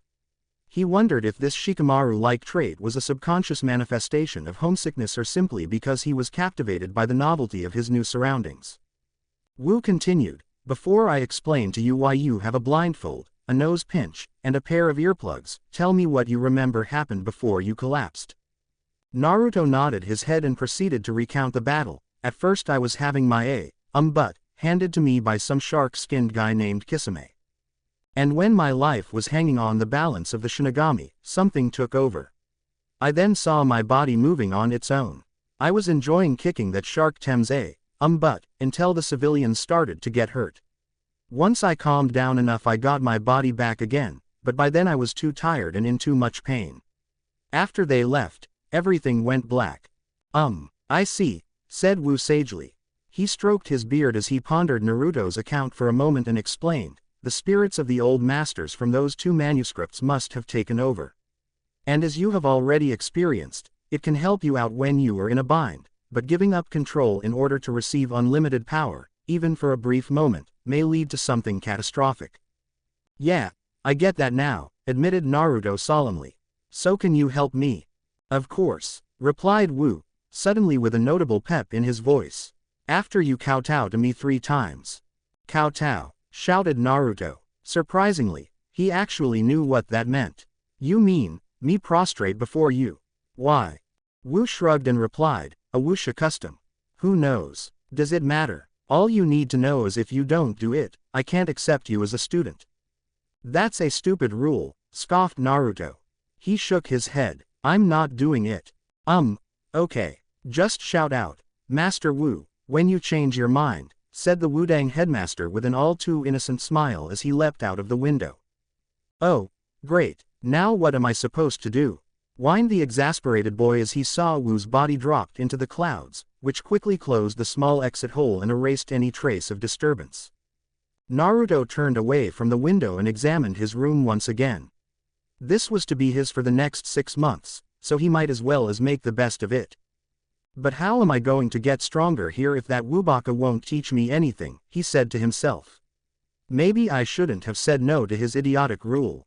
Then, shaking his head feverishly, no, never, I'll find another way.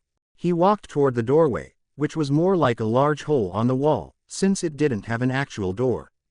Instead, it had strings of beads hanging from the top, acting like some sort of privacy curtain. He brushed a few of the bead strings aside for a peek into the rest of the cabin. It was just an open room. He walked through the bead curtain slowly, constantly watching his surroundings for traps and hidden dangers, not that he was expecting to find any, but having had the kunai-crazed Anko for a sensei, old habits were hard to break. The room was slightly larger than the bedroom and had a little wood stove, its dwindling fire providing a warm ambiance to an otherwise lonely cabin. Apparently this room also doubled as the kitchen and dining area. On the walls surrounding him were kanjis for justice, loyalty, truth, and honor. On each of the walls he saw rows of candles hanging with stings. Naruto walked closer to one of the candle rows and noticed some had slight, but still noticeable sword marks on them, while others were in pristine condition. He concluded, Wu must have used these for some kind of sword training. To the other corner Naruto saw another room, one he presumed to be the bathroom. A very small one. Next to the stove there was a good stockpile of wood. He unconsciously rubbed his hands together in response to his sudden realization of the frigid coldness in this high altitude. Brr, he said with a shiver as he walked toward the stove and added more wood. Then he turned around and focused on the only other object in the cabin that had captured his attention, a low-height table similar to the one he had in his own bedroom back in Konoha. On it was an instruction manual titled, Kinesthetics with Chi Application, with a feather sticking out from one of the pages. He sat down in front of the table and flipped to the first page and read. Kinesthetics is the study and training of one's body's position, movement, sensory ability, kinesthesia. This sensory ability is what allows your fingers to touch your nose when you're blindfolded. Kinesthesia does not enhance your other senses. It is a sense in its own right. With a highly refined kinesthesia, you can function as well as you normally would if you were to lose any or all of your sight, smell, touch, or hearing. The part of your brain that governs kinesthesia is the cerebellum, which is located. Naruto skimmed the rest of the medical details silently until he came to the part that explained how chi fit into the picture. When you train your kinesthesia with chi, you will be able to feel your immediate and near-distant surroundings without using any of your other senses. You will feel everything within the extension of your chi-enhanced kinesthesia. Everything, living or non-living, moving or unmoving. You'll feel, because the sensation will register as real as the sensation of something landing on your skin. Each breath, each sway of movement, each formulation of perspiration, even the tiniest shift of water vapor will not escape your awareness. At reading this, Naruto dropped the book on the table and jumped up in excitement. He exclaimed, "Oh Kami! This is the most awesome thing I've ever heard." At a much later time, when his loneliness registered and when he thought of the people in Konoha, he would thank Asuma and Hiruzen, his adoptive father and grandfather, for having taken him in and taught him the rudimentary skills which made understanding the manual possible. But for now, he remained resilient to homesickness. After he finished dancing around the table, he realized that he hadn't actually learned how to train himself in this yet. He resumed his position to continue reading and noticed that the book had opened to the page earmarked by that very conspicuous feather. How to Train Yourself, he read aloud the title at the top. He quickly devoured the instructions and flipped to the next page. What's this? He asked himself. In the center of the page, he noticed a drawing, a man, whose eyes were covered with a blindfold, ears stuffed with earplugs, and nose pinched with a nose pin. Hey, that's what that Wubaka had on me when I woke up this morning, voiced Naruto, who had finally found a solution to his dilemma. Who said I need him anyway?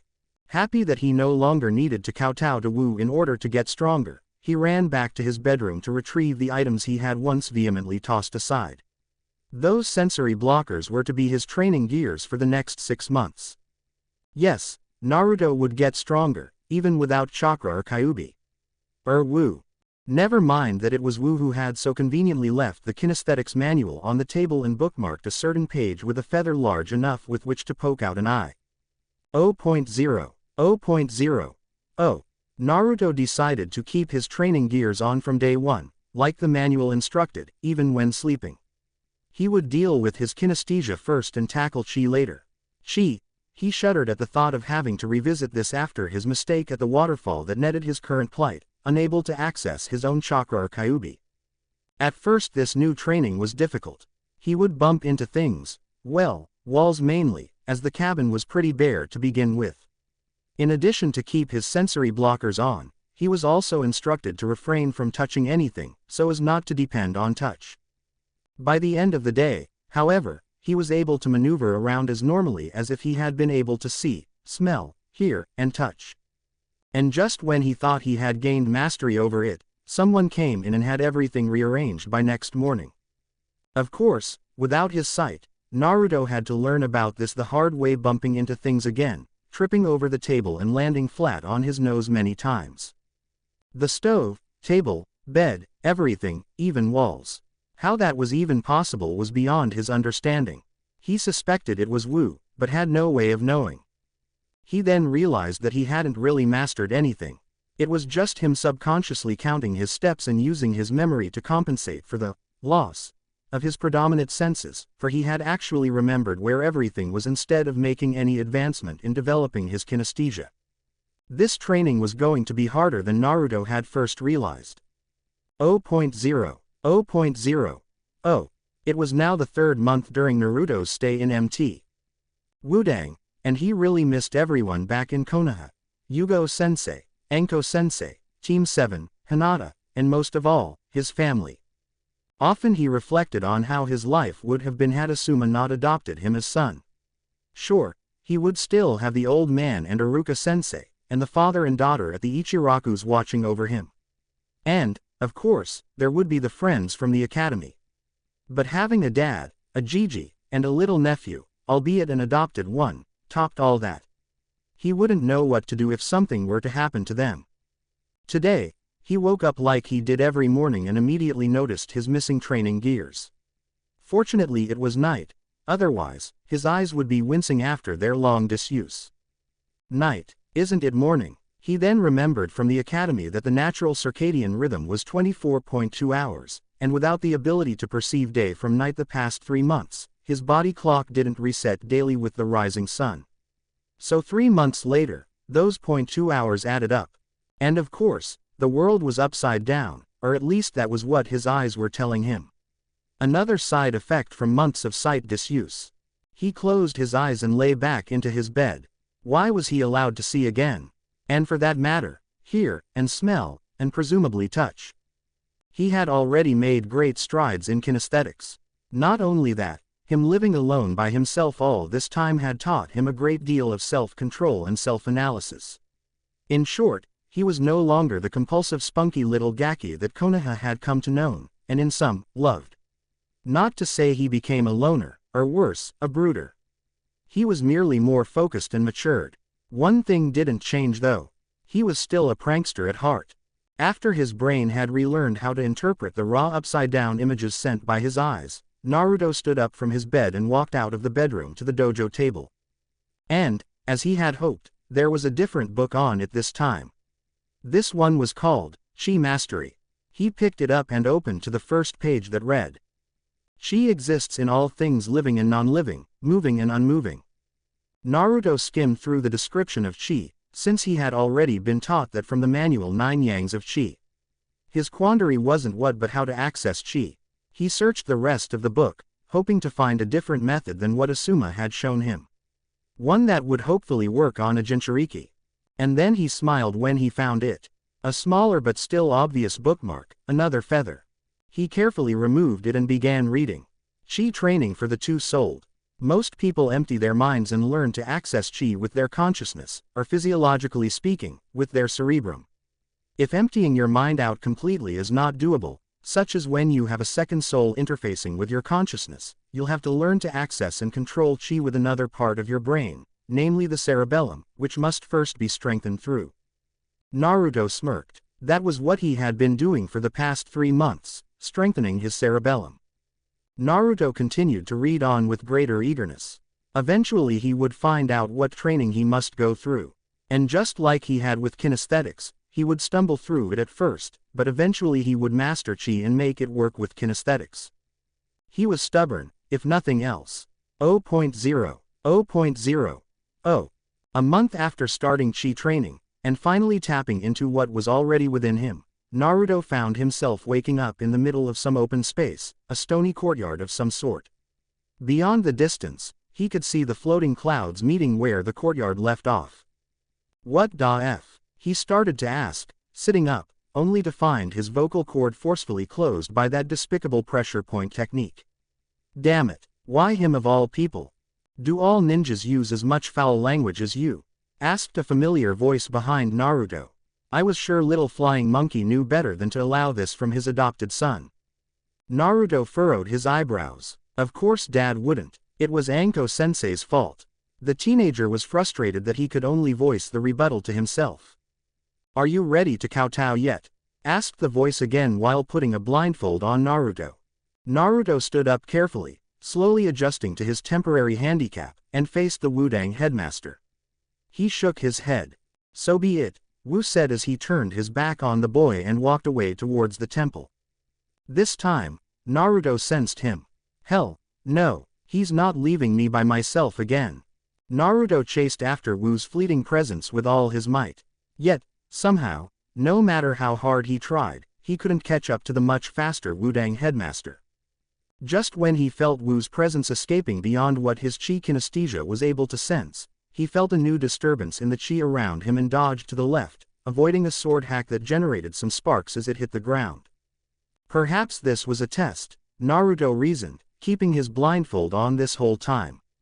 No matter, I'll show him how far I've come. Then he'll have to waive that kowtow rule and take me as his student. Truth be told, no one had never really seen Naruto fought to his full potential. In academy, his fights were just good enough to win number 1 or number 2 spot, maintaining that spirit of rivalry with Sasuke, and he knew full well that Sasuke was always holding back from showing anything he had learned from Root.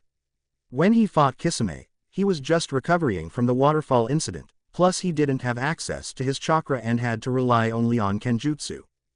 This day was similar to his fight with Kisame, still no chakra, no jutsus, and no kyubi. But this day would be different. This day, his optimal health, his controlled emotions, and the newly acquired chi kinesthetics would play their roles in the fight. Hopefully those would be enough against an apprentice of one of the most prestigious kung fu school ever. Naruto heard a voice, one that was much younger than Wu's, that told him, "Here. Grab." The blindfolded Naruto sensed an elongated object tossed toward him. He snatched it out of air with his left hand, his right quickly grabbed the hilt and drew it out of its sheath, generating a ringing metallic hiss. The sword felt like his sword, Yuto. No, actually Naruto was certain this was Yuto. Not given any more time to reflect on this, he felt the attacker. This time he could sense his height, age, a few years older, aura, and the level of chi cultivation, charging at him. They traded attacks, one after another, without anyone scoring any significant hits. The sounds of metals clashing echoed in cacophony. It was easy for Naruto to tell that the Wudang youth was holding back, and slowing easing Naruto into the sword fight. Naruto dodged a sword slicing across his upper quadrant, only to fall victim to vicious jab on his ribs from a sword sheath, which came off of the attacker's spinning momentum. The young man's executions were flawless, and Naruto doubted he would have fared any better had he been blindfold-less. I don't know who you think you are, but you've dishonored your family by your disrespect, said his attacker, who then started weaving his sword around, channeling chi into his sword. Naruto felt what was happening as he, too, prepared himself by channeling chi throughout his body.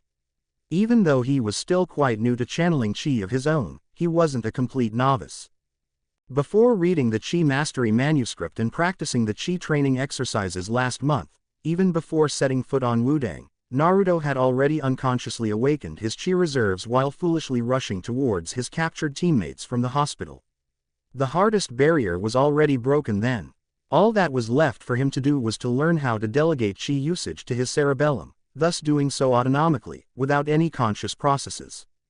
Because the Sandaime had him practiced learning jutsus and chakra and seal theories from merely reading scrolls and manuscripts since he begun his ninja training, the past month was more than enough time to learn to channel effectively what chi he had.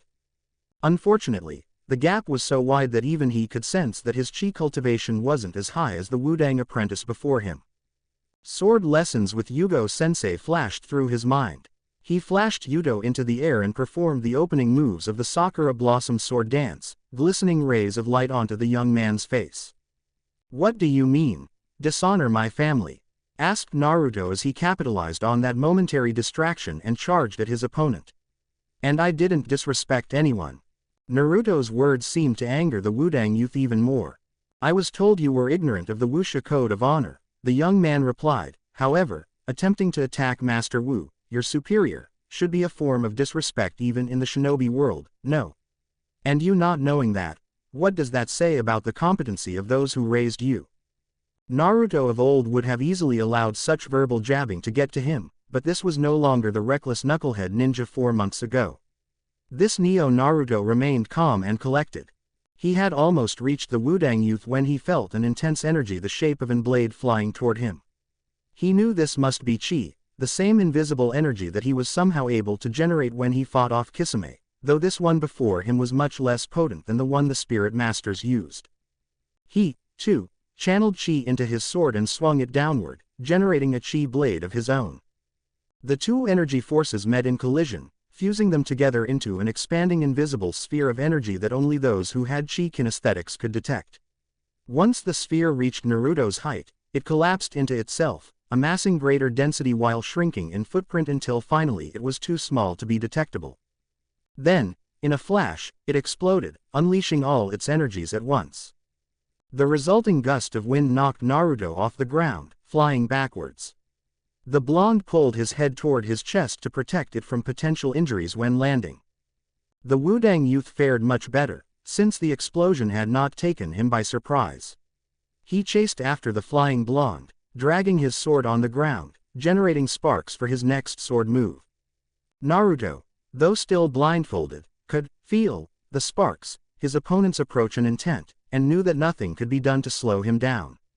And unfortunately any defense he could muster whilst airborne was going to be counterproductive, especially against someone of his caliber. The blonde arched backwards and stabbed Yudo into the ground as his body catapulted upside down over the sword hilt. As he landed upright, he pulled out his sword, flicking small pieces of rocks toward his attacker. The Wudang youth smoothly sidestepped the flying debris as he launched a sword stance of his own creation, Dragon Spark's Heavenly Welcome. Like most names of kung fu techniques, the more melodiously poetic they sounded, the deadlier they were. And this one was about as deadly as they came. Sparks, guided by chi, flew off his sword tip toward the blonde airborne shinobi. He wasn't sure if Naruto could deflect his proud creation, so he had only put half of his power into it. True, he was told that he was to go all out against this boy, but it was still too early in the day to kill someone. Naruto found out firsthand that Wudang Kung Fu was no joke, but he wasn't a quitter.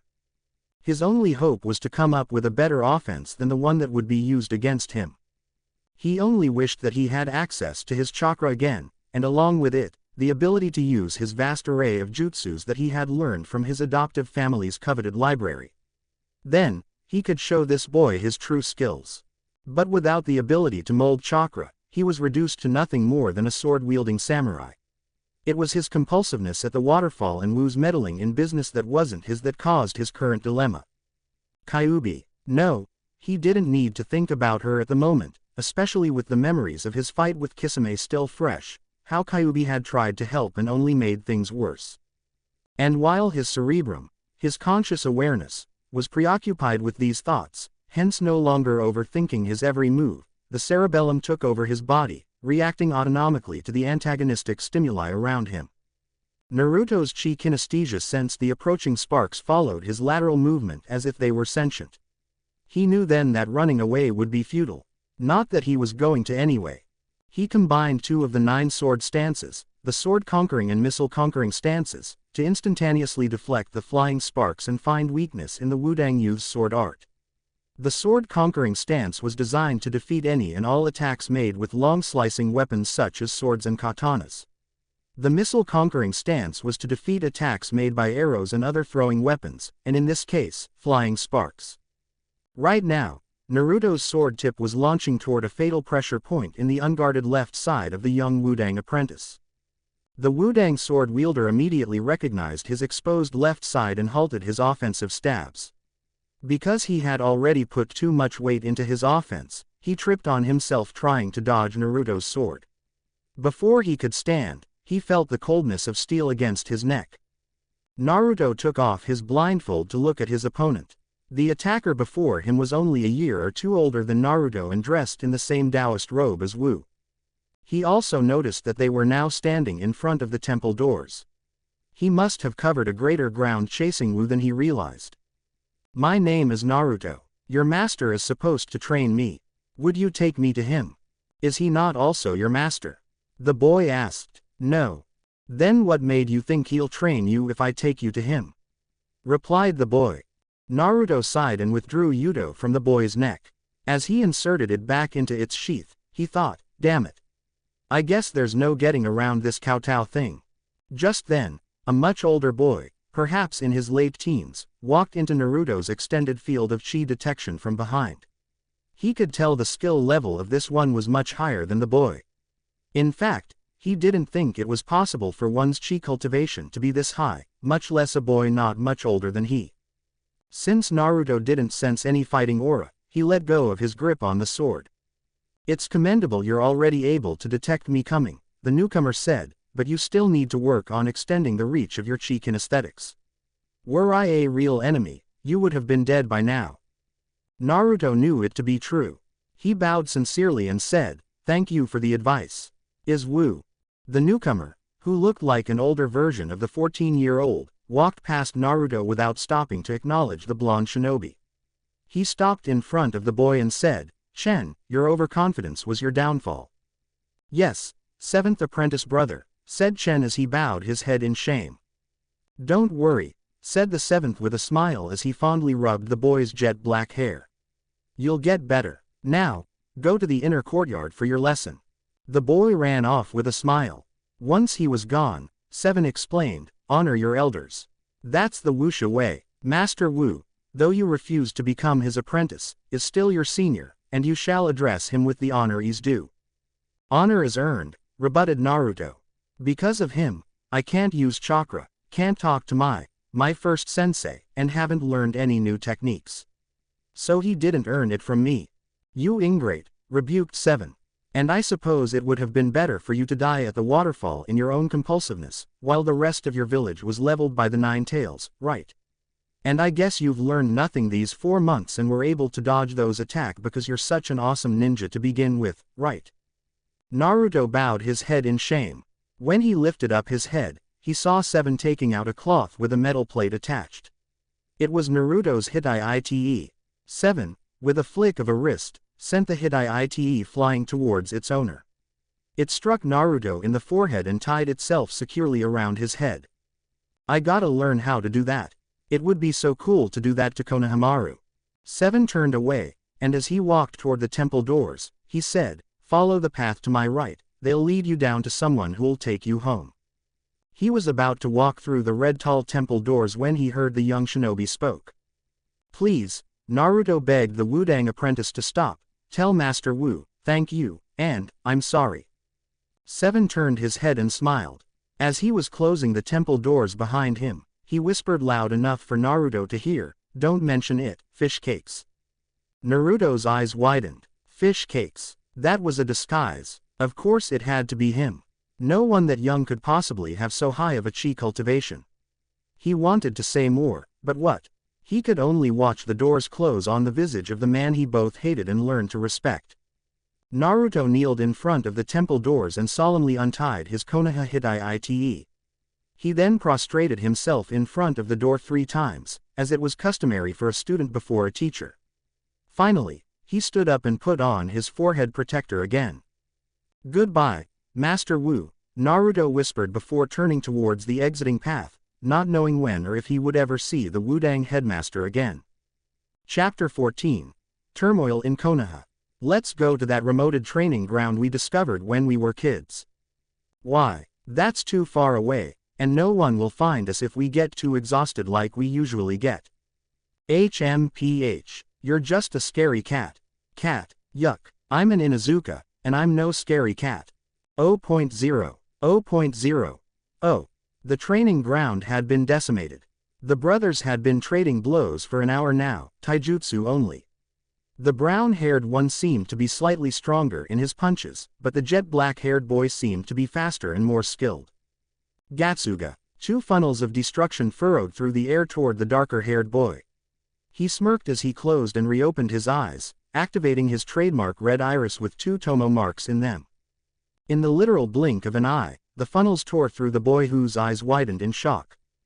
Heh heh, said the boy with 2 red marks on his face, told you to take us seriously, huh? His words betrayed his confusion. What appeared to be an easy knockout of his adoptive brother turned out to be a clever demonstration of well-timed kawarimi. A shattered replacement log now stood in Sasuke's place. Akamaru, Kiba said to his canine companion, keep your eyes open. No sooner had he uttered those words, he felt 2 hands grabbing his legs, pulling him into the ground. What? Shouted the Inuzuka heir as he struggled to free the rest of his body from the headhunter jutsu. Let me out. Turning his head towards a familiar whimpering, he found Akamaru in the same predicament. Hey bro, what gives? Yelled Kiba, anger evident in his voice. The moment you got me, you've won. You don't have to do that to Akamaru. Looking around, not seeing his adopted brother of 4 years, he panicked. Sasuke. You are not fit to be a ninja, came a voice behind Kiba. He tried to turn his head the best he could toward the direction of the voice, but being stuck in the ground severely limited his movement. Kiba hoped that his adopted brother hadn't finally lost it completely. He and the rest of the Inuzukas had seen the steady decline in Sasuke's mental health since the death of his dog Chame over 4 months ago. They had offered him another nin dog in its place, but the boy declined. Sasuke's emotions were even more unstable after a mission to the waves, AC ranked turned A ranked. Kiba chuckled cautiously, again hoping for the best, and said, this isn't funny. Wait until I tell mom on you. Sasuke's voice continued as if he hadn't heard the last comment. Danzo was right. Your ideologies make you weak. You can't even protect your tool properly. What the hell are you talking about? What ideologies? What did that old traitor say to you? Not getting any response from Sasuke, Kiba continued to shout, and, Akamaru is not a tool. He's my friend. Look, I know you're still hurt after losing Chame. Shut up. You don't know how I feel. Fumed Sasuke as he walked into Kiba's view. His Sharingan stared into Kiba's brown eyes. The latter tried to look away, but couldn't. He was hypnotically captivated by the spinning tomos, not to mention he was scared as hell by his Sasuke's actions and cynical remarks. Then, suddenly, he saw blood dripping out of those red irises as another tomo mark appeared. What's happening to your eyes? Kiba asked. Despite all of Sasuke's insanity, he still cared for his adopted brother. They're bleeding. They are, cried Sasuke elatedly. He then laughed hysterically and said, finally, I have a fully matured Sharingan. Now, I just need to finish this last step, and the power of Mangekyo will be mine. Those words finally convinced Kiba that he was no longer dealing with the same boy his family adopted 4 years ago. This was a soul broken beyond mending. Great, I'm happy for you, bro. Kiba said, sounding elated and trying his best to be agreeable to this maniac. Let us out so we can help too. He was doing the best he could to apply the lessons Kirine-sensei had taught on the best way for a ninja as a hostage to talk to hostile enemies. At this point Kiba was afraid for his and Akamaru's lives. Help me, ha ha ha, mocked the raven-haired boy. Help me, ha, don't worry, you will, by staying exactly where you are. As he walked closer to Kiba's head, he pulled out a kunai from his weapons pouch and crouched down to grimace into Kiba's face, reveling in his fear. Akamaru's nervous whimpers seemed to make Sasuke's eyes gleam even more. Kiba gulped and began to sweat. He knew there was no hiding his distrust and caution anymore. The talking game was over. I'll make this easy for you, for old time's sake, Sasuke cunningly said as he dangled that kunai in front of Kiba's eyes. I'll let you decide who goes first. You, or the pup. Why, Sasuke, why, whimpered Kiba. Flashback. 4 years ago, Sasuke ate, few days after he was dual adopted by Sum and Danzo. As one of my agents has already explained to you, this adoption is a front for training you in the secret arts of root. I understand, Danzo-sama. Sasuke was already told that it was Danzo-sama in private and Danzo in public. I was promised power to kill my brother and avenge my family. You will become powerful under my tutelage, replied Danzo with his ever stoic face, but I'm afraid that Sarutobi may undermine my efforts to help you. The Sandaime, why would he do such a thing? Itachi is a criminal deserving nothing but death. Perhaps I should have an audience with him and... No, Danzo pacified the rest of those thoughts and changed tactics. What I meant was, he was too weak to prevent Sume from adopting you. Her soft ways will be your undoing. Sasuke scrunched his eyebrows in confusion, waiting for Danzo to continue.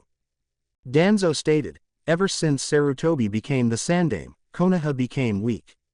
Instead of beating back our enemies, removing those threats to peace, he hid behind the veil of treaties and compromises and the facade of international trade and prosperity.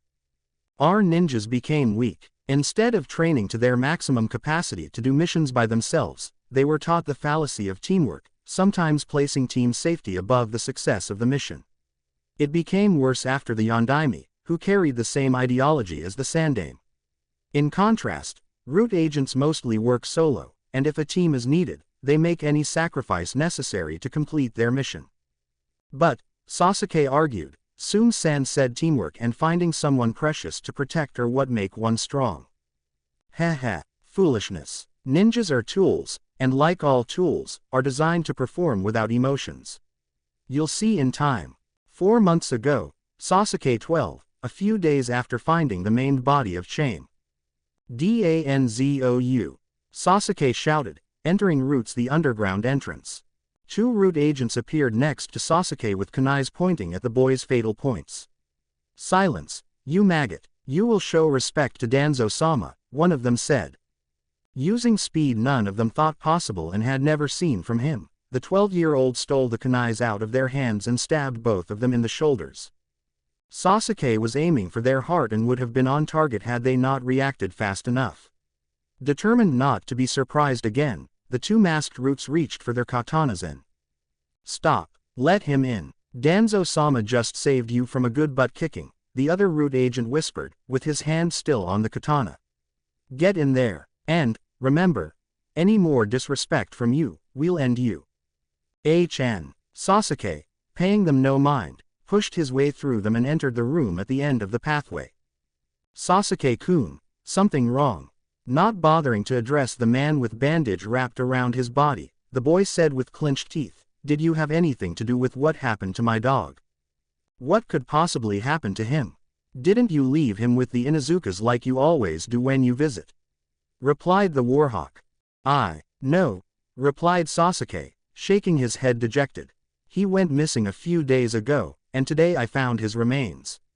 Soon his anger blazed again, and he seethed, so, did you or didn't you? Don't lie to me, or...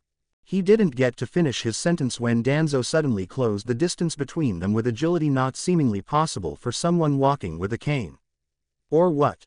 Sasuke flinched when the man suddenly appeared a few breaths in front of his face, but he didn't back down. He didn't even blink. Chame was his only true friend.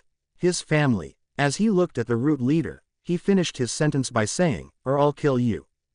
Danzo punched him in the gut, sending him flying into the wall across the room. You may be the strongest in your age group. You may even be as good as your brother when he was your age. But, emotions have made you weak and foolish, just like I've warned you from the beginning. Now, leave before I kill you. Sasuke struggled to get up from the ground and made his way out. He paused when he heard Danzo said, use your brain, Gaki. If I wanted your dog dead, would I have waited until after you became attached to it? Sasuke started to move, only to pause again as Danzo said, go. Once you severed yourself from your emotions, come back and finish your training. 2 months ago, Sasuke almost 13, the Wave Country mission. During the final battle with Zabuza and Haku on the bridge, Kakashi fought the Demon Mist, Sasuke battled with the fake Hunter Nin, and Anko and Sakura guarded their drunkard client Tazuna. At first the 2 males of Team 7 were holding their own against their opponents, with Sasuke having a slight edge against Haku, However, that changed when Haku activated his Kekkei Genkai, ice manipulation, and raised a dome of mirrors encasing the Uchiha. "No, Sasuke-kun," shouted the concerned pink-haired genin as she and her apprenticeship sensei heard several series of painful groans. Even though the mist was blocking their view, Sakura knew whose voice she was hearing. Sakura had definitely come a long way these few months under Anko's torture, tutelage. But, since Naruto, the other rookie of the year, was not there to compete for her affections and the fact that they had performed many D-ranked missions together, her feelings for her crush had deepened. Perhaps not love, though it felt that way at times, but certainly closer to love than to the schoolgirl crush they had started as. "Stay with me, Pinky," ordered Anko, placing her hand on the genin's shoulder. "He'll be okay. Believe me." Sasuke started some serious training when he was 8. Training no one else knew about. "Trust me." She gently gave Sakura's shoulder a squeeze. However, underneath all her calmness, Anko was frustrated that she had allowed the showboat Uchiha to talk her into letting him fight Haku alone. Even worse was why all of a sudden, she had decided to follow Operation Protocol, namely to have another Junin guard the client when 2 or more were available. 15 minutes of one-sided intense grunting that climaxed in an agonizing shout and then silence had even the level-headed special Junin worried. "Okay, Pinky, I'm going in to check on Imogaki. Stay with the client." Sakura feared the worst as her knees buckled under the weight of her emotional distress. She buried her face into her hands and let the tears flow freely. "I'm sorry about your friend," Tazuna said, startling Sakura, who hastily wiped away her tears. "All you need to do is stay with me, right?" Seeing a nod, the bridge builder continued, "If you want, I'll go with you so you can go see the boy too." "Thank you," said Sakura as she quickly jumped to her feet and grabbed Tazuna's hand, dragging him with her as she ran into the mist. In the midst of her emotional turmoil, the normally intelligent Sakura forgot 2 facts. 1. Zabuza, the originator of the mist jutsu, could sense her and Tazuna's movement in the mist. And 2. Zabuza was hired to kill Tazuna, not Konoha nins. Thus, when she finally sensed Zabuza closing in for the kill, she did the only thing she knew to save the bridge builder. She jumped in front of the attack. A dejected Team 7 entered the gates of Konoha. Even the normally smirking Anko put on a long face and walked with slumped shoulders. She hadn't said a word on their trip home. Sasuke had been broodier than usual, and Kakashi had gone through 3 Ikas. "Sasuke-kun," shouted a platinum blonde running towards the gate to greet her crush. "How was your first C-rank mission?" Ino was the last person anyone on the team wanted to see.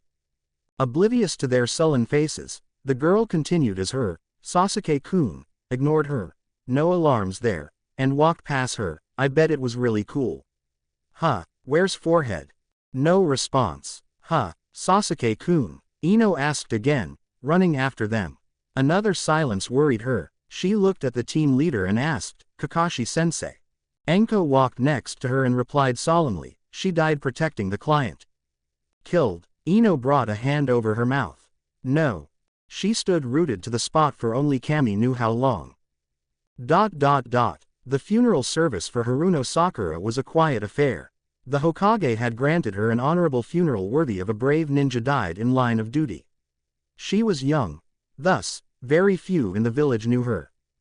Those that did, showed up, including all those who had graduated the academy with her, even those who had become civilians after failing to pass their Junin sensei's genin test. Her genin peers and their senseis lamented the loss of someone who had just embarked on a journey of service to her village.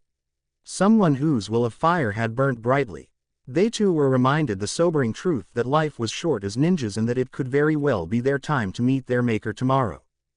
Hokage performed the funeral proceedings, and as part of his service talk, he announced that the bridge in the waves was named Sakura Crossings, in honor of her sacrifice. The only person noticeably missing was Sasuke. Danzo-sama, I'm ready to finish my training. I see. Sasuke-kun, do you pledge your allegiance to Root and willingly submit to our death seal of secrecy? Hi. Then, let's begin. End flashback. What? Can't make up your mind. You are weak, but your death will make me powerful. 2 short cries of desperation and 2 separate sounds of kunai penetrating flesh and skull were heard, followed by the cackle of menacing laughter. 0.0, 0.0, oh, Konoha. In another secluded area, a silver-haired spec-wearing med nin performed a set of hand seals to link up with his master at a remote location. It had been 4 months since he made his last report, which included the great energy release at a location somewhat outside the village. He didn't have much information at the time to report, but he felt the incident was something of interest to his master, even if it was at a great risk to himself and his cover eluding the ANBUs that swarmed around the village. What his master wanted to know was the cause of that energy outburst. Was it linked to Kyuubi, and how was it pacified? Now, after a few months of research, he hoped this report would be more useful to his master. At the remote location, a visage of the med nin appeared before a man wearing an orange mask and a black cloak with red clouds. Kabuto-kun, report, he commanded. Hi, Madara-sama, you were right about it having something to do with Naruto, Kabuto began. Sarutobi has been very secretive about what really happened that day. He's made no written record of the incident. Apparently, only those who were there that day knows the exact details. Unfortunately, going after those people right now would blow my covers. So, Madara sneered, you came just for a visit. No, my lord, Kabuto quickly replied. I was able to gather that around that time there was a visiting foreign dignitary that was seen roaming freely around the village and in and out of the hospital. Hospital? Madara's interest perked. That's your backyard. Surely you were able to find something more useful. You're correct, my lord. It was through the patient records that I was able to confirm that it was indeed Naruto-kun that caused the energy spike. He caused it. Madara touched his chin. You sure it was him and not the Nine Tails? His patient record shows a severe physical exhaustion and nearly depleted of chakra. Kabuto adjusted his glasses. He was unconscious for 3 days. In fact, the report from the rounds made the morning he woke up states he couldn't even mold chakra. Still, that doesn't mean it wasn't Kyuubi though, Madara whispered more or less to himself. Turning his attention back to the good little tool he'd raised, he asked, was there anything else to report? There's something Orochimaru's planning with Danzo. Apparently, the old Warhawk has agreed to holding off his root agents in the upcoming Tsunaoto invasion if Orochimaru would use his research to fix his damaged arm and eye. Madara mumbled, having something else on his mind. What about Sasuke-kun? As you've predicted, the boy was all downhills after I took care of his dog. Excellent. It was good to know one of his projects going as planned. Now, back to Naruto. Madara-sama, Kabuto interrupted. I'm afraid I'll be interrupted soon. Someone set off my traps, but before I go, just one last thing about Naruto-kun. He went on a training trip with that mysterious foreign dignitary. Kabuto was unable to finish his report and had to end the jutsu or risk blowing his cover. He knew he would have to answer to Madara for leaving him an incomplete report, but it couldn't be helped. He opened his eyes to the greetings of Ibiki and 2 other Anbu interrogators. He adjusted his glasses and smoothly asked, who are you and why are you intruding? I am Morino Ibiki, the said man answered. I would like you to come with me and my companions for a visit to the Anbu headquarters. We have some questions concerning your whereabouts 4 months ago. 4 months ago? I don't even remember what I had for breakfast this morning, and you expect me to remember some random day 4 months ago. Heh. Ibiki did his version of a laugh, humored by his naivete. Don't worry, we can help you remember. What if I say no? Kabuto asked while adjusting his specs. I think it's best you do, unless you got something to hide. Kabuto, not wanting to blow his cover, one is a spy for Orochimaru and ultimately a spy for Madara, finally said, very well. Lead the way, but I must warn you, I'm a med nin with ties in the hospital. It's in your best interest not to mistreat me. Don't worry, I know about your ties. If you have nothing to hide, I won't keep you. 0.0, 0.0. Oh, Mount Wudang. Goodbye, Master Wu, Naruto whispered before turning towards the exiting path, not knowing when or if he would ever see the Wudang headmaster again. Naruto wasn't sure how long the descent from Mt. Wudang was going to take, but judging from temperamental wind and the ice patches along the narrow roadside, it would be a long and troublesome journey down. Although the journey would no doubt present itself interesting, filled with more of Wudang's breathtaking scenery and amazing daredevil displays by the avian creatures, all in themselves quite fulfilling to Naruto. The boy was more intrigued by whom Wu had arranged to wait for him at the foot of the mountain. Thus, with mixed feelings, he commenced his journey on the path exiting Mt. Wudang. As his feet treaded carefully on the narrow icy path, leaning his body against the rock wall on the right while tiptoeing to avoid falling to his death, he tried to keep his mind elsewhere to prevent acrophobia from developing. He had been away from Konoha for 4 months now, and he didn't think he'd accomplished a whole lot. Sure, he'd learned how to channel the limited amount of chi he had into his sword attacks and how to use kinesthetics in combat, both of which he had seen prove of their usefulness. The battle with Chen, for one. Had it not been for those training, he would have been easily defeated. Although he'd won, he knew that victory wasn't a fair assessment of his skills. Of course, he'd fought and won fair and square, but he knew Chen was holding back and easing him into it, much like how Kyuubi had done when she trained him in his mindscape. Had that actually been Chen fighting to his full as if fighting a real fight with an enemy, Naruto had no delusions of who the victor would have been. Kyuubi. It had been a while since he thought of contacting her. Maybe I'll try contacting her again before the day's over. While he was grateful to what Master Wu had taught him, all in all, he felt these 4 months had been somewhat of a waste. He didn't feel like he'd learned anything lethal or worthwhile to add to his repertoire as a combat nin. He hadn't learned any killer sword stances from Wu, or have him correct or improve any of the ones he already learned from Yugo-sensei. And, all because of that kowtow tradition. Master Wu. Naruto didn't believe he would ever be able to decipher him. Even though there was much of Master Wu Naruto didn't understand, one thing he was certain, he did not tell him to travel this lengthy journey for naught. If Naruto had learned anything about Wu, he was certain that this was some sort of training. What kind of training, though? He wasn't sure, but whatever it was, he was planning on making the most of it. Perhaps I'm supposed to learn new things on this trip. Maybe he hid kung fu manuscripts along the road for me to find. As useful as chi and kinesthetics were, they didn't suit his personality or his fighting style. He favored the explosive, high-impact jutsus. Granted, his jutsus were not subtle or stealthy, but they were highly effective and allowed him to better demonstrate, why he would become the best Hokage ever. However, he'd never gotten the chance to do so. Shortly after Team 7 was formed, he had lost access to his chakra, and a few days later, been assigned to this training mission. Sasuke, on the other hand, would have had plenty of opportunities to showcase what he had been learning from Root and the Inuzukas, no doubt justifying being labeled the pride and joy by the villagers and council alike. The Chunin exam. Yes, he would prove to them there that he had not ridden Gigi's coattail to tie in Rookie of the Year with their precious Uchiha. His lot in Konoha had improved drastically since Asuma adopted him, or at least that was how it appeared, but Naruto knew deep down many still viewed him as the nine-tailed fox herself. The accident during his fight with Kisame wasn't going to help his cause either. As he thought about home, he couldn't help but wonder how the rest of his friends were. He was certain they had gotten stronger. I can't wait to fight them. That brought a smile to his face. And, of course, he hadn't forgotten Gigi's promise to tell him who his biological parents were once he made Chunin. Konoha. He couldn't wait to get home.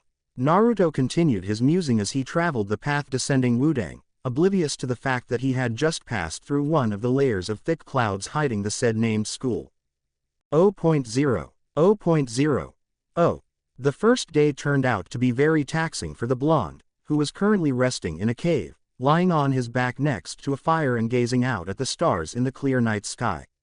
The cave was above several cloud layers, so Naruto was enjoying this view better than the view he used to get on top of the Hokage monument back home. Being exhausted was still such a foreign feeling to him since he had never had to deal with this when he had access to Kyuubi's immense amount of chakra and its healing power. He had found none of the manuscripts he'd hoped for. No traps set up to test or to sharpen his skills and awareness of his surroundings. At this rate he would probably end up too complacent for Anko-sensei's taste. And nearly nothing out of the ordinary. True, he did scale a good portion, though he'd barely scratched the surface, of the narrow and treacherous path, but he had expected the journey would be hard. No surprise there. The only thing remotely interesting was his successful hunt of a mountain goat which would provide him food for days. The goat must have been a rare breed, able to live off the scanty wild berries and enduring the harsh elements accompanying such a high altitude. Naruto had been wondering about food, and spotting the animal was a godsend.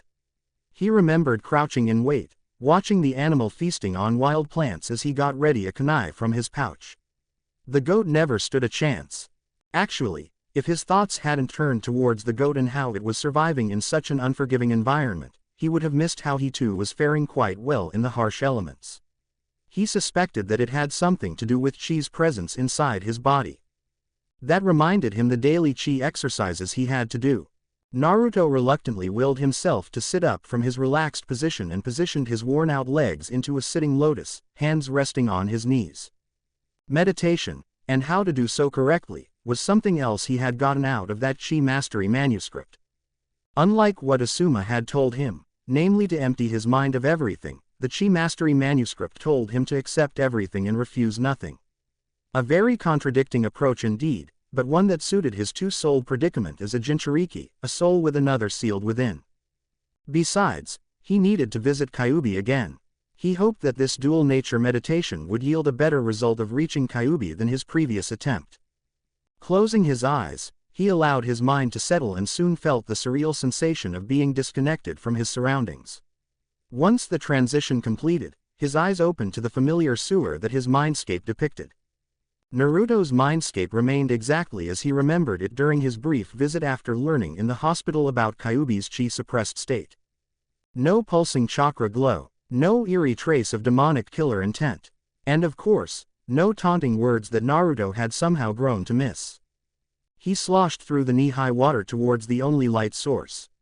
Reaching it, he took time to examine more carefully the effect of the drastic approach Wu had used to save his life and the lives of everyone else around.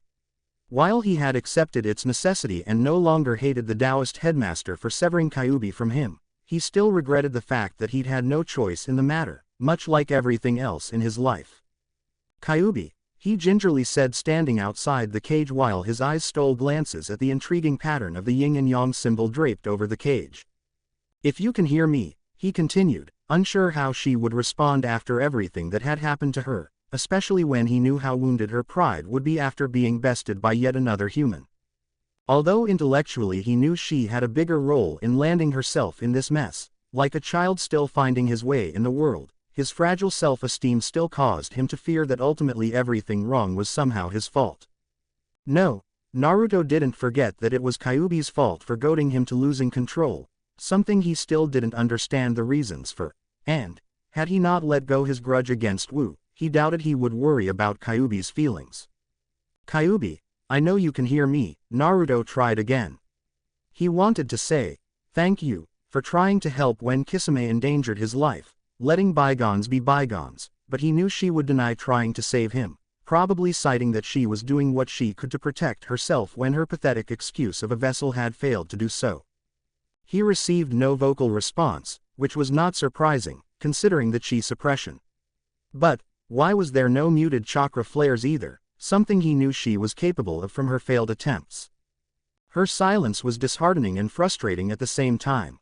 Here, he was trying to put the past behind them, only to have his efforts spat on and thrown back to his face.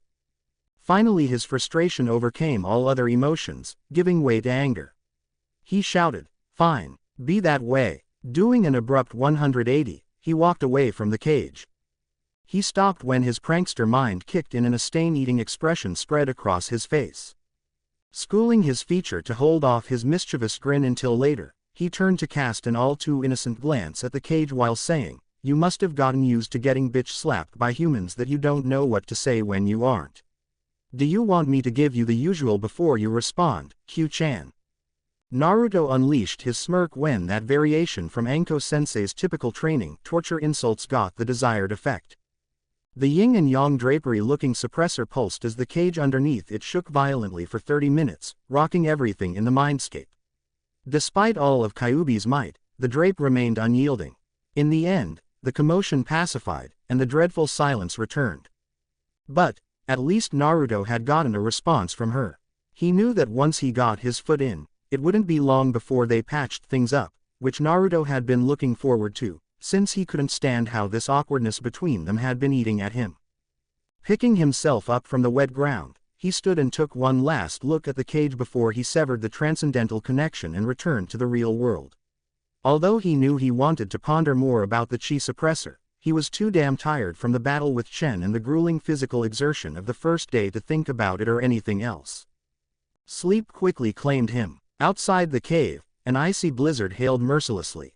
0.0, 0.0, oh. Day 2 turned out to be nothing like Day 1. Naruto woke up early as planned, hoping to get an early start, but finding himself staring at the cave opening buried in ice and snow. That must have been from last night, he said to himself. He drew his sword to hack at the ice in fury. His efforts were valiant, but had very little effect on the compressed solid. If only he had access to his chakra, he could have blown the damnable ice away with some explosive tags or a Kaden or Doden jutsu.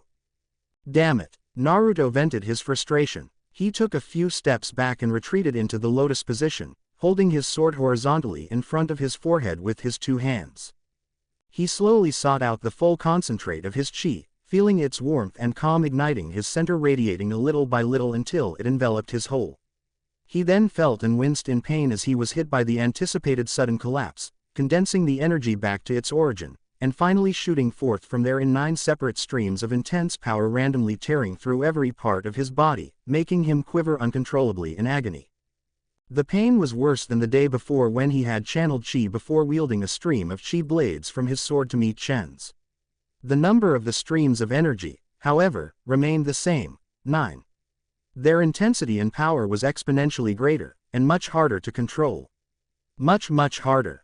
Beads of sweat poured from Naruto's forehead. The surrounding cold elements made his much hotter body steam.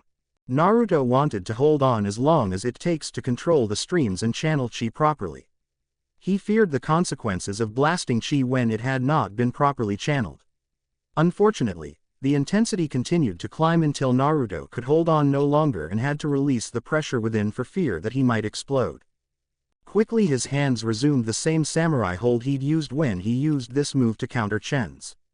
Allowing chi to erupt in climax and untamed, he flung it forward with his downward sword hack. Kaboom! The boulder-like ice that blocked the cave shattered into million droplets of water vapor while Naruto crashed into the wall of rocks behind. His last thoughts before he fell unconscious were, Wu's chi manual says there's supposed one stream of energy and a lasting feeling of euphoria. Why was mine painful and why were there 9 of them? 0.0, 0.0, oh. Day 3 found Naruto awakened to its morning greeting. The boy used his hand to shield off the brightness as he gingerly moved his bruised body. The cave was in shambles. Naruto's uncontrolled release not only obliterated the behemoth ice block that used to barricade the entrance, but also carved 9 thick channels into the walls that branched out randomly from center of impact, where the blockage had been. The crushed and crumbled rocks scattered below the 9 channels. Looking around the damage he'd caused, Naruto was surprised that the only injury he sustained was a blotch of bruise on his back where it had impacted the wall he was thrown into. Retrieving his sword from the ground, he secured it and walked out of the cave. The day was still early. Naruto continued his journey. Only an hour into it, after passing through another layer of clouds, he came to a full stop. He stared in confusion at the sign before him that read, Dead End. It had been staked by the edge of the path he had been traveling, a path that had now come to an abrupt end. What the heck? Shouted Naruto. Is this some kind of joke? He stretched his chi kinesthesia to see if Wu was around. He even sent some chi to his ears, hoping against hope to hear Wu's snickers and him showing another path after saying it was all a joke. But, in the end, he knew it was no joke. Great, the blonde said with a sigh as he peered over the edge. His vision took him down the steep drop of ice and rocks to a luscious patch of vegetation below, way below. He gulped and said, now what? He spent the next hour retracing his steps, desperately looking for another path he hoped he had missed, only to return to the same spot, leering at the sign, now his limbs much tired than before. If only I could use chakra again, grunted Naruto in frustration, at least I'll be able to stick to the slope climbing down. He hated feeling this way about his current predicament, about Wu, but it couldn't be helped. If nothing else, with Kyuubi's healing power, I can always let go and test this dumb luck of mine that Asuma always complained about when we played Go. He was in midst of another depressing thought when he heard a low booming voice in his head. Let go. Trust yourself. What? I'll kill myself. Naruto answered absent-mindedly as if he was answering someone standing behind him. Once it dawned on him that he should have been alone or that there could be someone there to rescue him, he looked around frantically as he tightened his grips on the rock crevices and said, "Who's there? If you can hear me, sir, help. Surrender yourself to Chi." What? I must be hearing things. Going mad. Talking to myself. The 13-year-old sputtered as he realized there was not supposed to hear any voice inside his head other than Kyuubi's, and even that bordered the blurry boundary of insanity. That deep bellowing voice certainly did not sound like his prisoner. Don't fight it. Shut up. You don't exist. Leave me alone. The blonde ranted as he turned to slid his back against the rocky. He now sat on the narrow pathway with his legs dangling in the unfathomably high altitude, and 1 degree separation from heaven and hell. Literally. Could there be something or someone else inside me besides the furball? He waited for that voice to resonate in his mind again.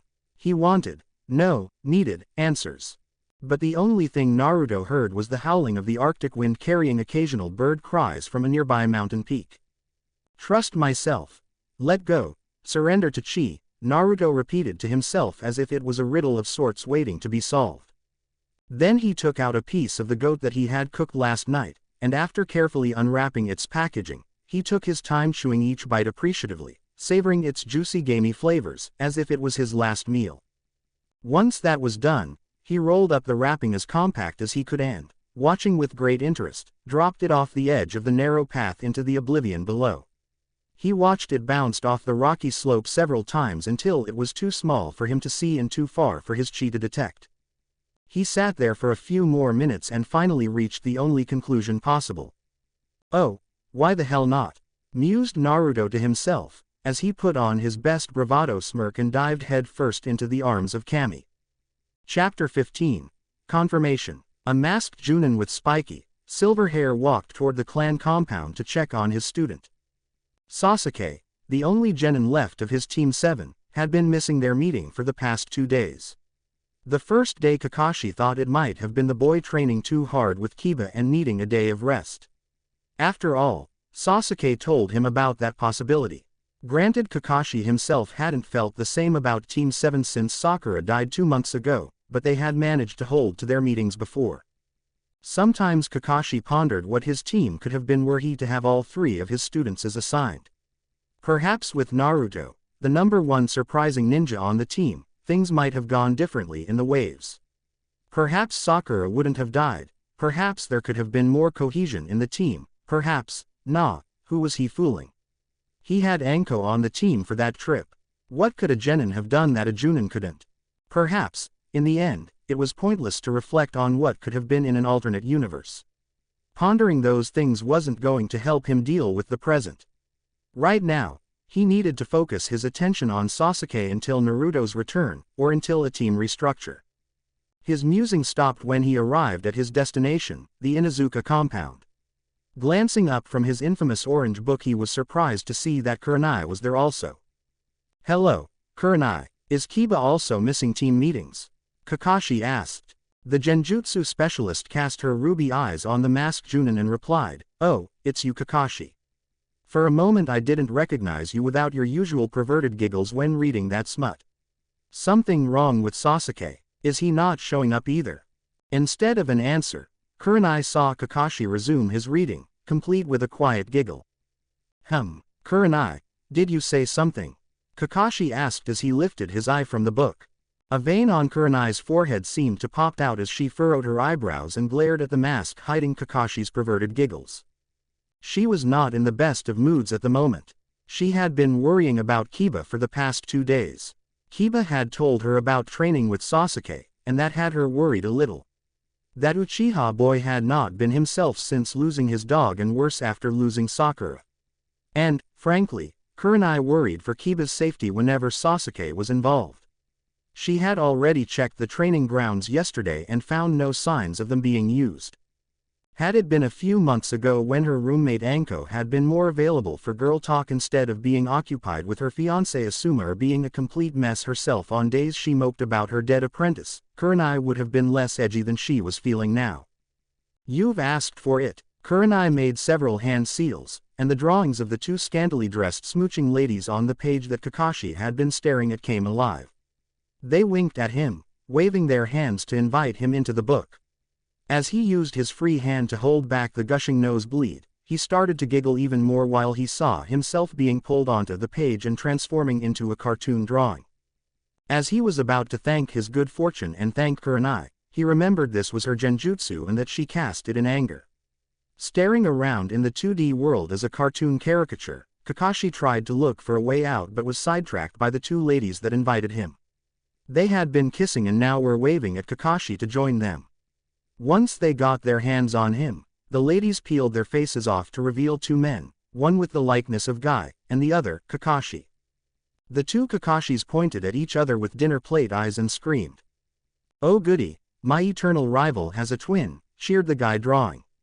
"Let me show you the power of my youth." The two Kakashi drawings ran, with Guy hot on their trails. The scream of the real Kakashi was so loud that it could be heard in Suna. He dropped his book and started to beat his head as if trying to knock what he was seeing out while pleading, "Uck. Lady Kurenai, please make it stop." At that moment the clan door opened, and out stepped a frantic mother who came running when she heard someone shouting the name, Kurenai. Sume greeted them out of formality and quickly asked, "Are Kiba and Sasuke with you?" 0.0. 0.0. "Oh. Hokage-sama," cried Sume as she barged through the doors, ignoring the attending Chunin receptionist. "I want to hire an A-rank mission to find my son." "Sume-san, please calm down," Hiruzen said to the frantic mother. "Perhaps you're over." He stopped himself from finishing the sentence, but he had already said too much. "Overreacting, you say?" Sume wanted to scream and was doing her best not to. "Oh, how I wish I could forget the memories of my late wife doing that." Taking a puff on his pipe, the Sandame softened his wrinkled face, letting his age show as he sighed. He knew from experience that nothing he said next was going to help, but he had to try.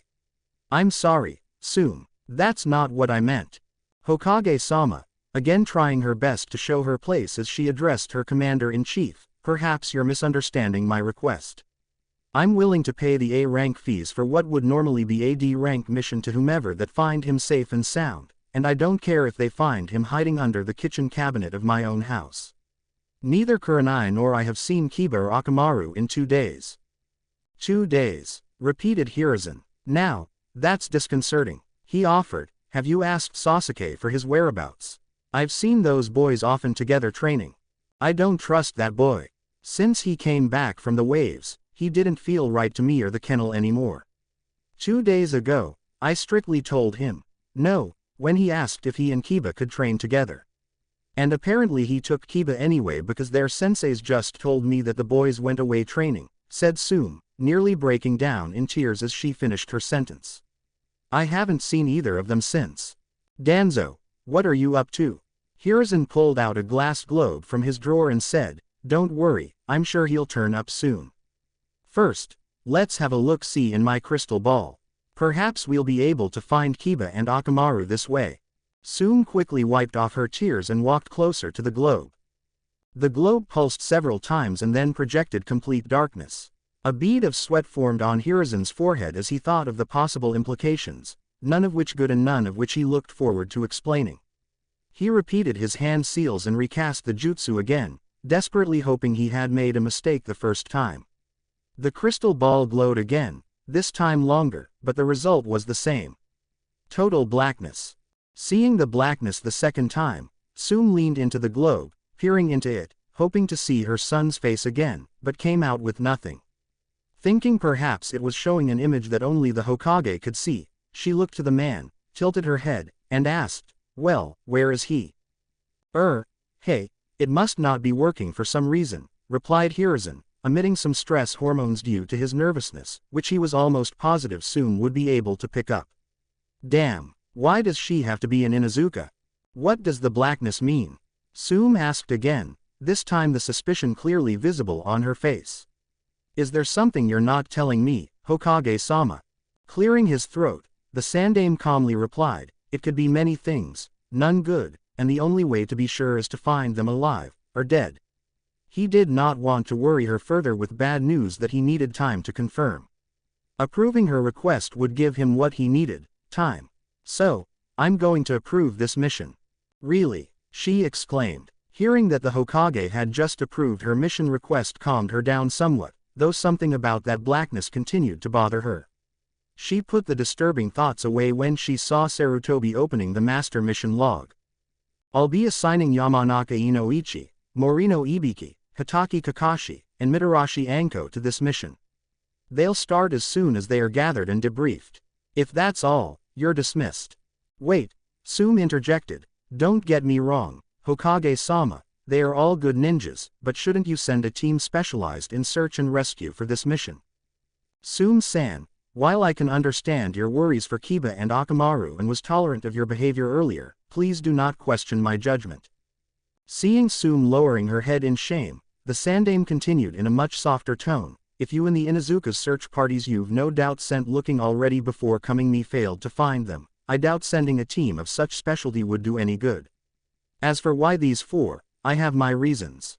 I promise that you'll hear something by the end of the day. Right now, I suggest you leave me to my work if you want me to make good on my promise. Thank you, Hokage-sama. Sume bowed and left the office, feeling somewhat better, but still uneasy about that disturbing image of blackness out of her mind. The only solace was the Hokage's promise to have news for her before the day's end. Few minutes after the Inuzuka clan had left, 4 ninjas assembled in front of the Hokage waiting for their orders. Hokage-sama, you've called? Asked the silver-haired smut reader. Kakashi, secure the room first. Putting his Ika back into his pouch, he walked to the door, activated the privacy jutsu, and returned to his spot. I've assembled you for an A-rank search and rescue mission. Anko licked her lips mirthfully and asked, where to? She had been itching to get out of the village since their return from the waves.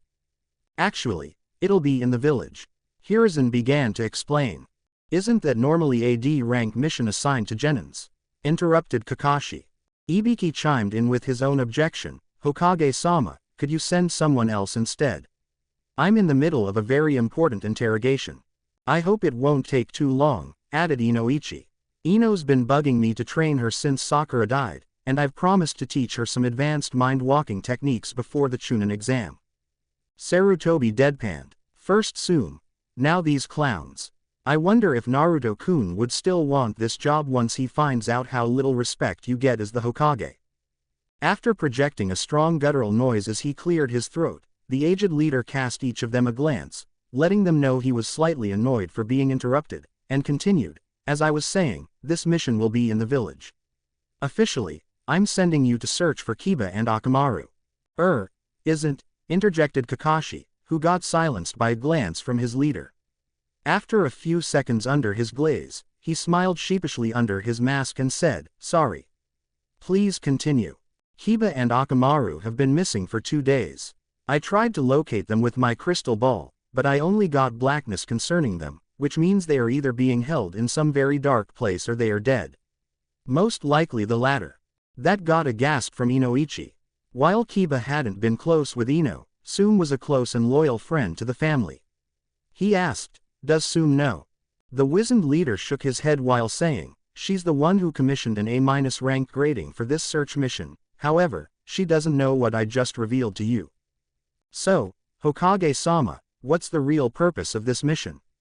Asked the ever-observant Ibiki. Hiruzen narrowed his eyes and replied, under the cover of this search mission, you are to capture Sasuke alive for interrogation, but under these restrictions, people can think of him missing or dead, but not captured. And, no one alive must know of your involvement. Sorry, Hokage-sama, Kakashi began, slightly nervous after what had happened to his last attempt to say something. Isn't this a little excessive? He's after all my student, and I don't think he's capable of what you're implying. What are you talking about, copycat? You don't really think that? Anko allowed her voice to trail as she glanced at the solemn faces of Ibiki and Inoichi. Then it dawned on her. She looked at the Sandaime and asked, "You don't really think that?" "Yes, Enko," Hiruzen replied, "I suspect his involvement in what happened to Kiba and Akamaru. The questions are how involved was he and was he under any orders?" "You mean from Danzo?" asked Kakashi. Hiruzen sighed and nodded. "It was my mistake for not dealing with him sooner."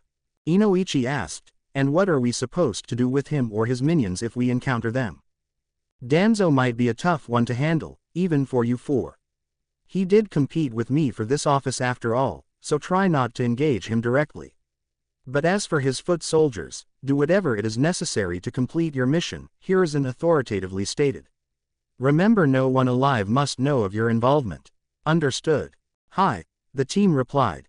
"Very well. Dismissed." 0.0. 0.0. Oh. Akatsuki hideout. Madara paced back and forth in his hideout thinking about what Kabuto had said, his normal patience and the goofy Toby persona gone. There were a lot of questions on his mind. Having received an incomplete report from Kabuto only added to kept replaying Kabuto's words in his mind. Naruto-kun went on a training trip with some foreign dignitary. Who was this foreign dignitary? Was it who Madara thought it was? If so, why? Why would someone from Wusha be interested in the Kyuubi Jinchuriki? It was through the patient records that I was able to confirm that it was indeed Naruto-kun that caused the energy spike. There must have been a mistake. That energy spike had to be from Kyuubi. His patient record shows a severe physical exhaustion and nearly depleted of chakra. He was unconscious for 3 days. In fact, the report from the rounds made the morning he woke up states he couldn't even mold chakra.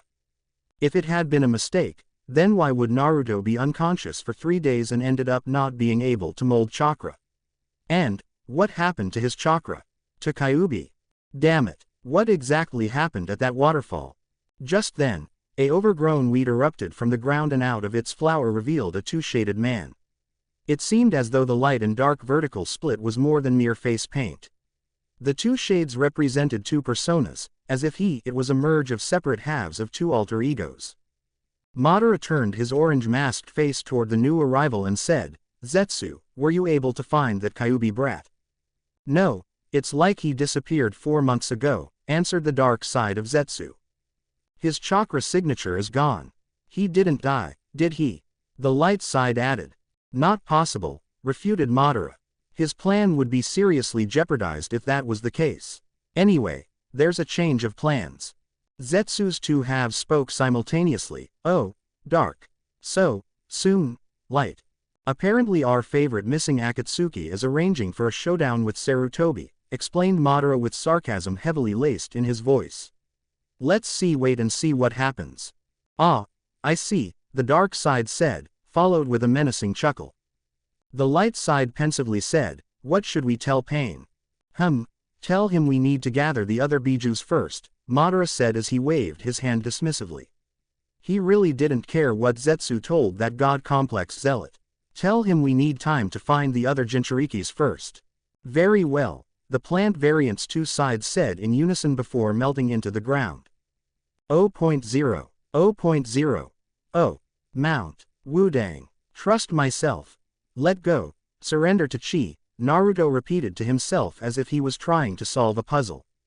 Then he took out a piece of the goat that he had cooked last night, and after carefully unwrapping its packaging, he took his time chewing each bite appreciatively, savoring its juicy, gamey flavors, as if it was his last meal.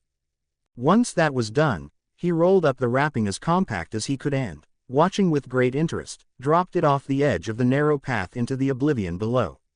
He watched it bounce off the rocky slope several times until it was too small for him to see and too far for his chi to detect. He sat there for a few more minutes and finally reached the only conclusion possible. "Oh, why the hell not?" mused Naruto to himself, as he put on his best bravado smirk and dived head first into the arms of Kami. Once his feet left the cliff, he closed his eyes and allowed himself to be completely enveloped in the rushing bone-chilling air. It was then that he heard the voice again. "Trust yourself. Who are you?" "I am the personified spirit remnant of the past guardians." Each succession of guardianship for either manuscript 9 lonesome sword stances or 9 yangs of chi infused a part of their chi into the manuscript. In your case, as a candidate for the guardianship of both, I am the conglomerate of all the life forces of the past guardians of both manuscripts. Okay. I'm not sure I understand all that. All I got was you are made up of bunch of dead old guys. Yeah, all you need to know is that I am your guide. Got it. So, why did you want me to jump? And what do you mean by trust myself? I mean, how am I not trusting myself? You mean you didn't understand and you jumped? Yeah, heh, that's how I get things done sometimes. Besides, this is not the first time where I'm forced to make a decision without understanding much of what's going on. Actually, most of the decisions in my life were already made for me. You're talking about Kyubi. Well, everything concerning her has been decided for me. She was sealed in me from birth, so I had no choice. Not that I could have made one as a baby if they did. Then, because of her, my parents died, so I had no choice to be put in an orphanage. My childhood wasn't that great. Much of the villagers hated me, again, all because of things that were already decided for me. And then, Master Wu sealed her away, along with my chakra, and again, I had no say. What if I tell you that you can simply choose to not go along with those decisions? Choose to do nothing, starting now. Yeah, right. And Kyubi would run loose. Madara would use her to destroy Konoha, and he'll use the power from the manuscripts to dominate the world, like I could let that happen. Don't you understand? I'm forced to protect everyone from Kyubi, from Madara, from the evils that will come in the worst way if those manuscripts fall into wrong hands. I'm forced to do this. What choice do I have? Wrong, Naruto. You always have a choice. You can either do or not do. No one can force you to do anything, because in the end you've made the choice to either cower under the pressure or to rise above it. Man feels forced when it's a decision he doesn't agree with or believe in. He may also doubt his own ability to carry it out. Viewing your life as one act of reluctant choice after another, the way you're looking at it now, is where you failed to trust yourself. I think I understand. So, what do you think I should do to trust myself? By believing in your choices. What does that mean? I mean, what am I supposed to do with the decisions that were already made for me, like having Kyubi sealed in me? Back to her again. Fine, I'll give you a choice right now. Do you want the seal removed from you? Just so you won't feel forced into keeping Kyubi to protect everyone, I'll seal her into someone else so she will not be let loose. And, you won't die. But then, wait, you can remove the seal. Yes, it's within my power. Who are you going to seal her into? Does it matter? Let that be someone else's problem. I promise it won't be anyone you know at the present. So, now that you have a say on the matter, what will be your unforced choice? But how will I know what's going to happen to that person? To Kyubi? And what if things turn out for the worst? You can't, and that's the point. If you choose to let someone else take care of the problem, you choose to give up the right to shape its outcome as well. Then, I choose to have Kyubi sealed in me. Are you sure that's your choice? And not something I'm forcing you to do? Yes, it's my choice. In the end, I don't think I can put this burden on anyone else or trust the person to bear it well. Also, I want to be the one to be responsible for its outcome. Good, that's what it means to trust yourself. So, what now? It's time to choose your future. My future. Your future is guardian of the two nines. In the same way that your Hokage is chosen, he or she can choose to accept or decline the position. I've chosen you as the next guardian, but nothing is confirmed until you choose to accept. What will happen if I say no? Would I die from this jump? No, nothing bad will happen to you, and you will not die. In fact, I'll even remove the chi suppression on Kyubi, and you can go back to being the shinobi you were. Really? That's right. All you have to do is surrender the two manuscripts so they can be given to the next guardian that shows up 10,000 moons from now. What? No way. Madara will find them the moment I take them out, and who knows what will happen to the manuscripts before the next guardian shows up. That may or may not happen, but it'll no longer be your concern. Remember, the moment you choose to let someone else take care of the problem, you choose to give up the right to shape its outcome. Fine. What will happen if I say yes? You'll have to suffer pains greater than anyone else and battle enemies far more powerful than you, but if you succeed, you'll be granted abilities to do extraordinary things. You mean like bringing peace to the world? If that's what you want. I however have no say on the matter. But I thought all guardians of the past were good guys. Most were, but some chose to wield their power to serve their selfish interests. Then, I guess I've made my decision. I choose. Single quote. Very glad to hear that, Naruto. It seems like I've made the right choice after all. Your appointment has been confirmed. You may open your eyes now. Have a soft landing. What? Wait, I'm not done with you yet. I didn't even state my decision yet. And just how am I supposed to survive this? Naruto was shouting and screaming. Unfortunately, most of it got scrambled by the freezing air rushing into his mouth. And, the voice didn't answer. Naruto opened his eyes and found that his body hasn't really fallen much at all, if any, from the time he closed his eyes. He could still see the end of the narrow pathway from which he'd jumped. It seemed as if time stood still when he was conversing with the spirit of the old masters. He realized, however, that in the real world, his fall would pick up speed fast. And it did. He started to panic, so he closed his eyes again, trying to connect with that voice to get some answers. Anything that would help. Having no success, the 13-year-old reluctant skydiver reopened his eyes, realizing he was going to have to do this on his own. I was the one who chose to jump, so why should I expect someone else to help me? Thought Naruto as he analyzed his situation. He could feel the air pressure rushing through his hair, combing it backward.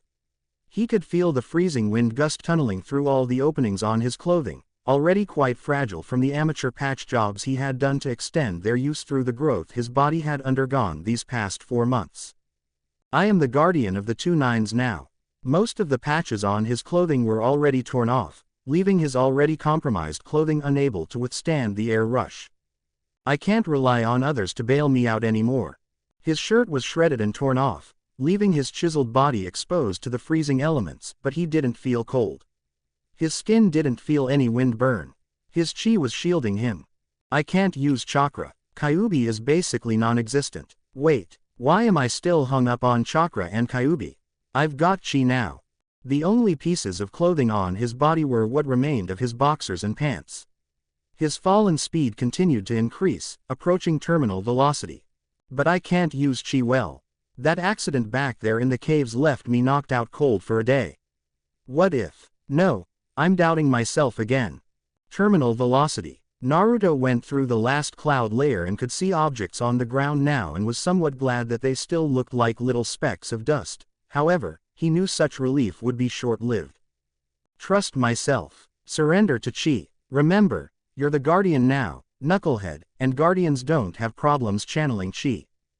Drawing Yuto from the sheath securely fastened to his back, his 2 hands laboriously pushed it through the ungodly pressure in front of him. It soon sliced apart the air resistance, creating a serene air sac behind it, enveloping him.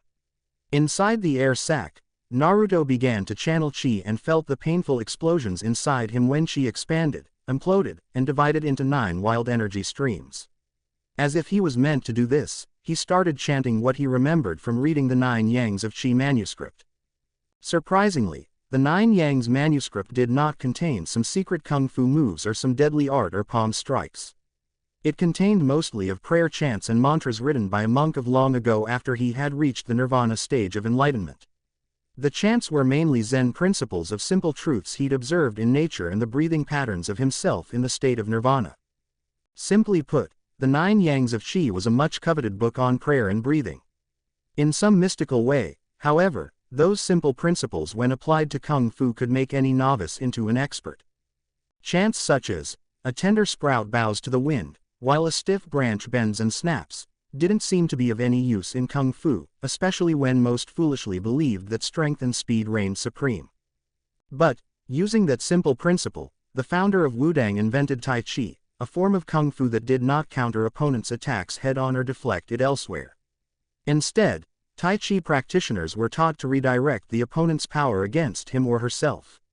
Many times the power returned to their opponents 2 or 3 times stronger. Thus, in this way, a 70-pound second-rate Tai Chi apprentice could defeat a 150-pound world-class Goken master. The main application of the chants in 9 Yangs, however, was to harness the 9 positive energy streams, or the yangs, of Qi. Having already read and studied the manuscript a few years ago was the reason that there were 9 streams of energy whenever Naruto channeled Qi. This time around, instead of trying to control, or tame, those energy streams, as he had in the cave, he surrendered himself to their seemingly random movements, allowing his own body to accommodate and adjust to their motion. Ugh! Naruto screamed in agony, swallowing a healthy serving of air rushing into his stomach. As was expected when he channeled Qi, the pressure within him and the pain increased exponentially. Finally, he gave out and completely succumbed to what come may. With the very last bit of his strength, he held on to his sword for dear life as the ground approached ever faster. In spite of all this, Naruto continued chanting the 9 yangs in his mind. And, surprisingly, his pains started to lessen. He gradually felt the soothing and healing sensation as the 9 energy streams traveled fluidly throughout his body. He also noticed a surprising change in his breathing pattern. If he was to hold his breath, it was like he could hold it forever, as if he was beyond the need for breathing. When he inhaled, he noticed that his lungs exchanged oxygen and carbon dioxide instantaneously, without him needing to exhale. It felt as though he could breathe in forever, as if his lungs could never reach their intake limit. The respiration gas exchange was the same when he exhaled. This time, it felt as though he could breathe out forever, as if his lungs could never be deflated. It felt good. It felt very exhilarating. And, for that brief moment, he forgot all his worries, including his free fall and what the voice told him about the trials he had just signed up for as the guardian of the 2 nines. His mirth disappeared once he realized he was seconds from crashing into the ground. Kaboom! The rumble and decimation spread all around the point of impact, clearing away vegetation along the path of its ripples. A cloud of dust mushroomed into the air that could be seen for miles. The booming sound could even be heard further than that. The dust cloud slowly lifted, gradually revealing an enormous crater. In the center of the crater crouched Naruto, unscathed. Thank you for watching. If you enjoyed the video, be sure to like, comment and subscribe, as well as checking out the author on fanfiction.net.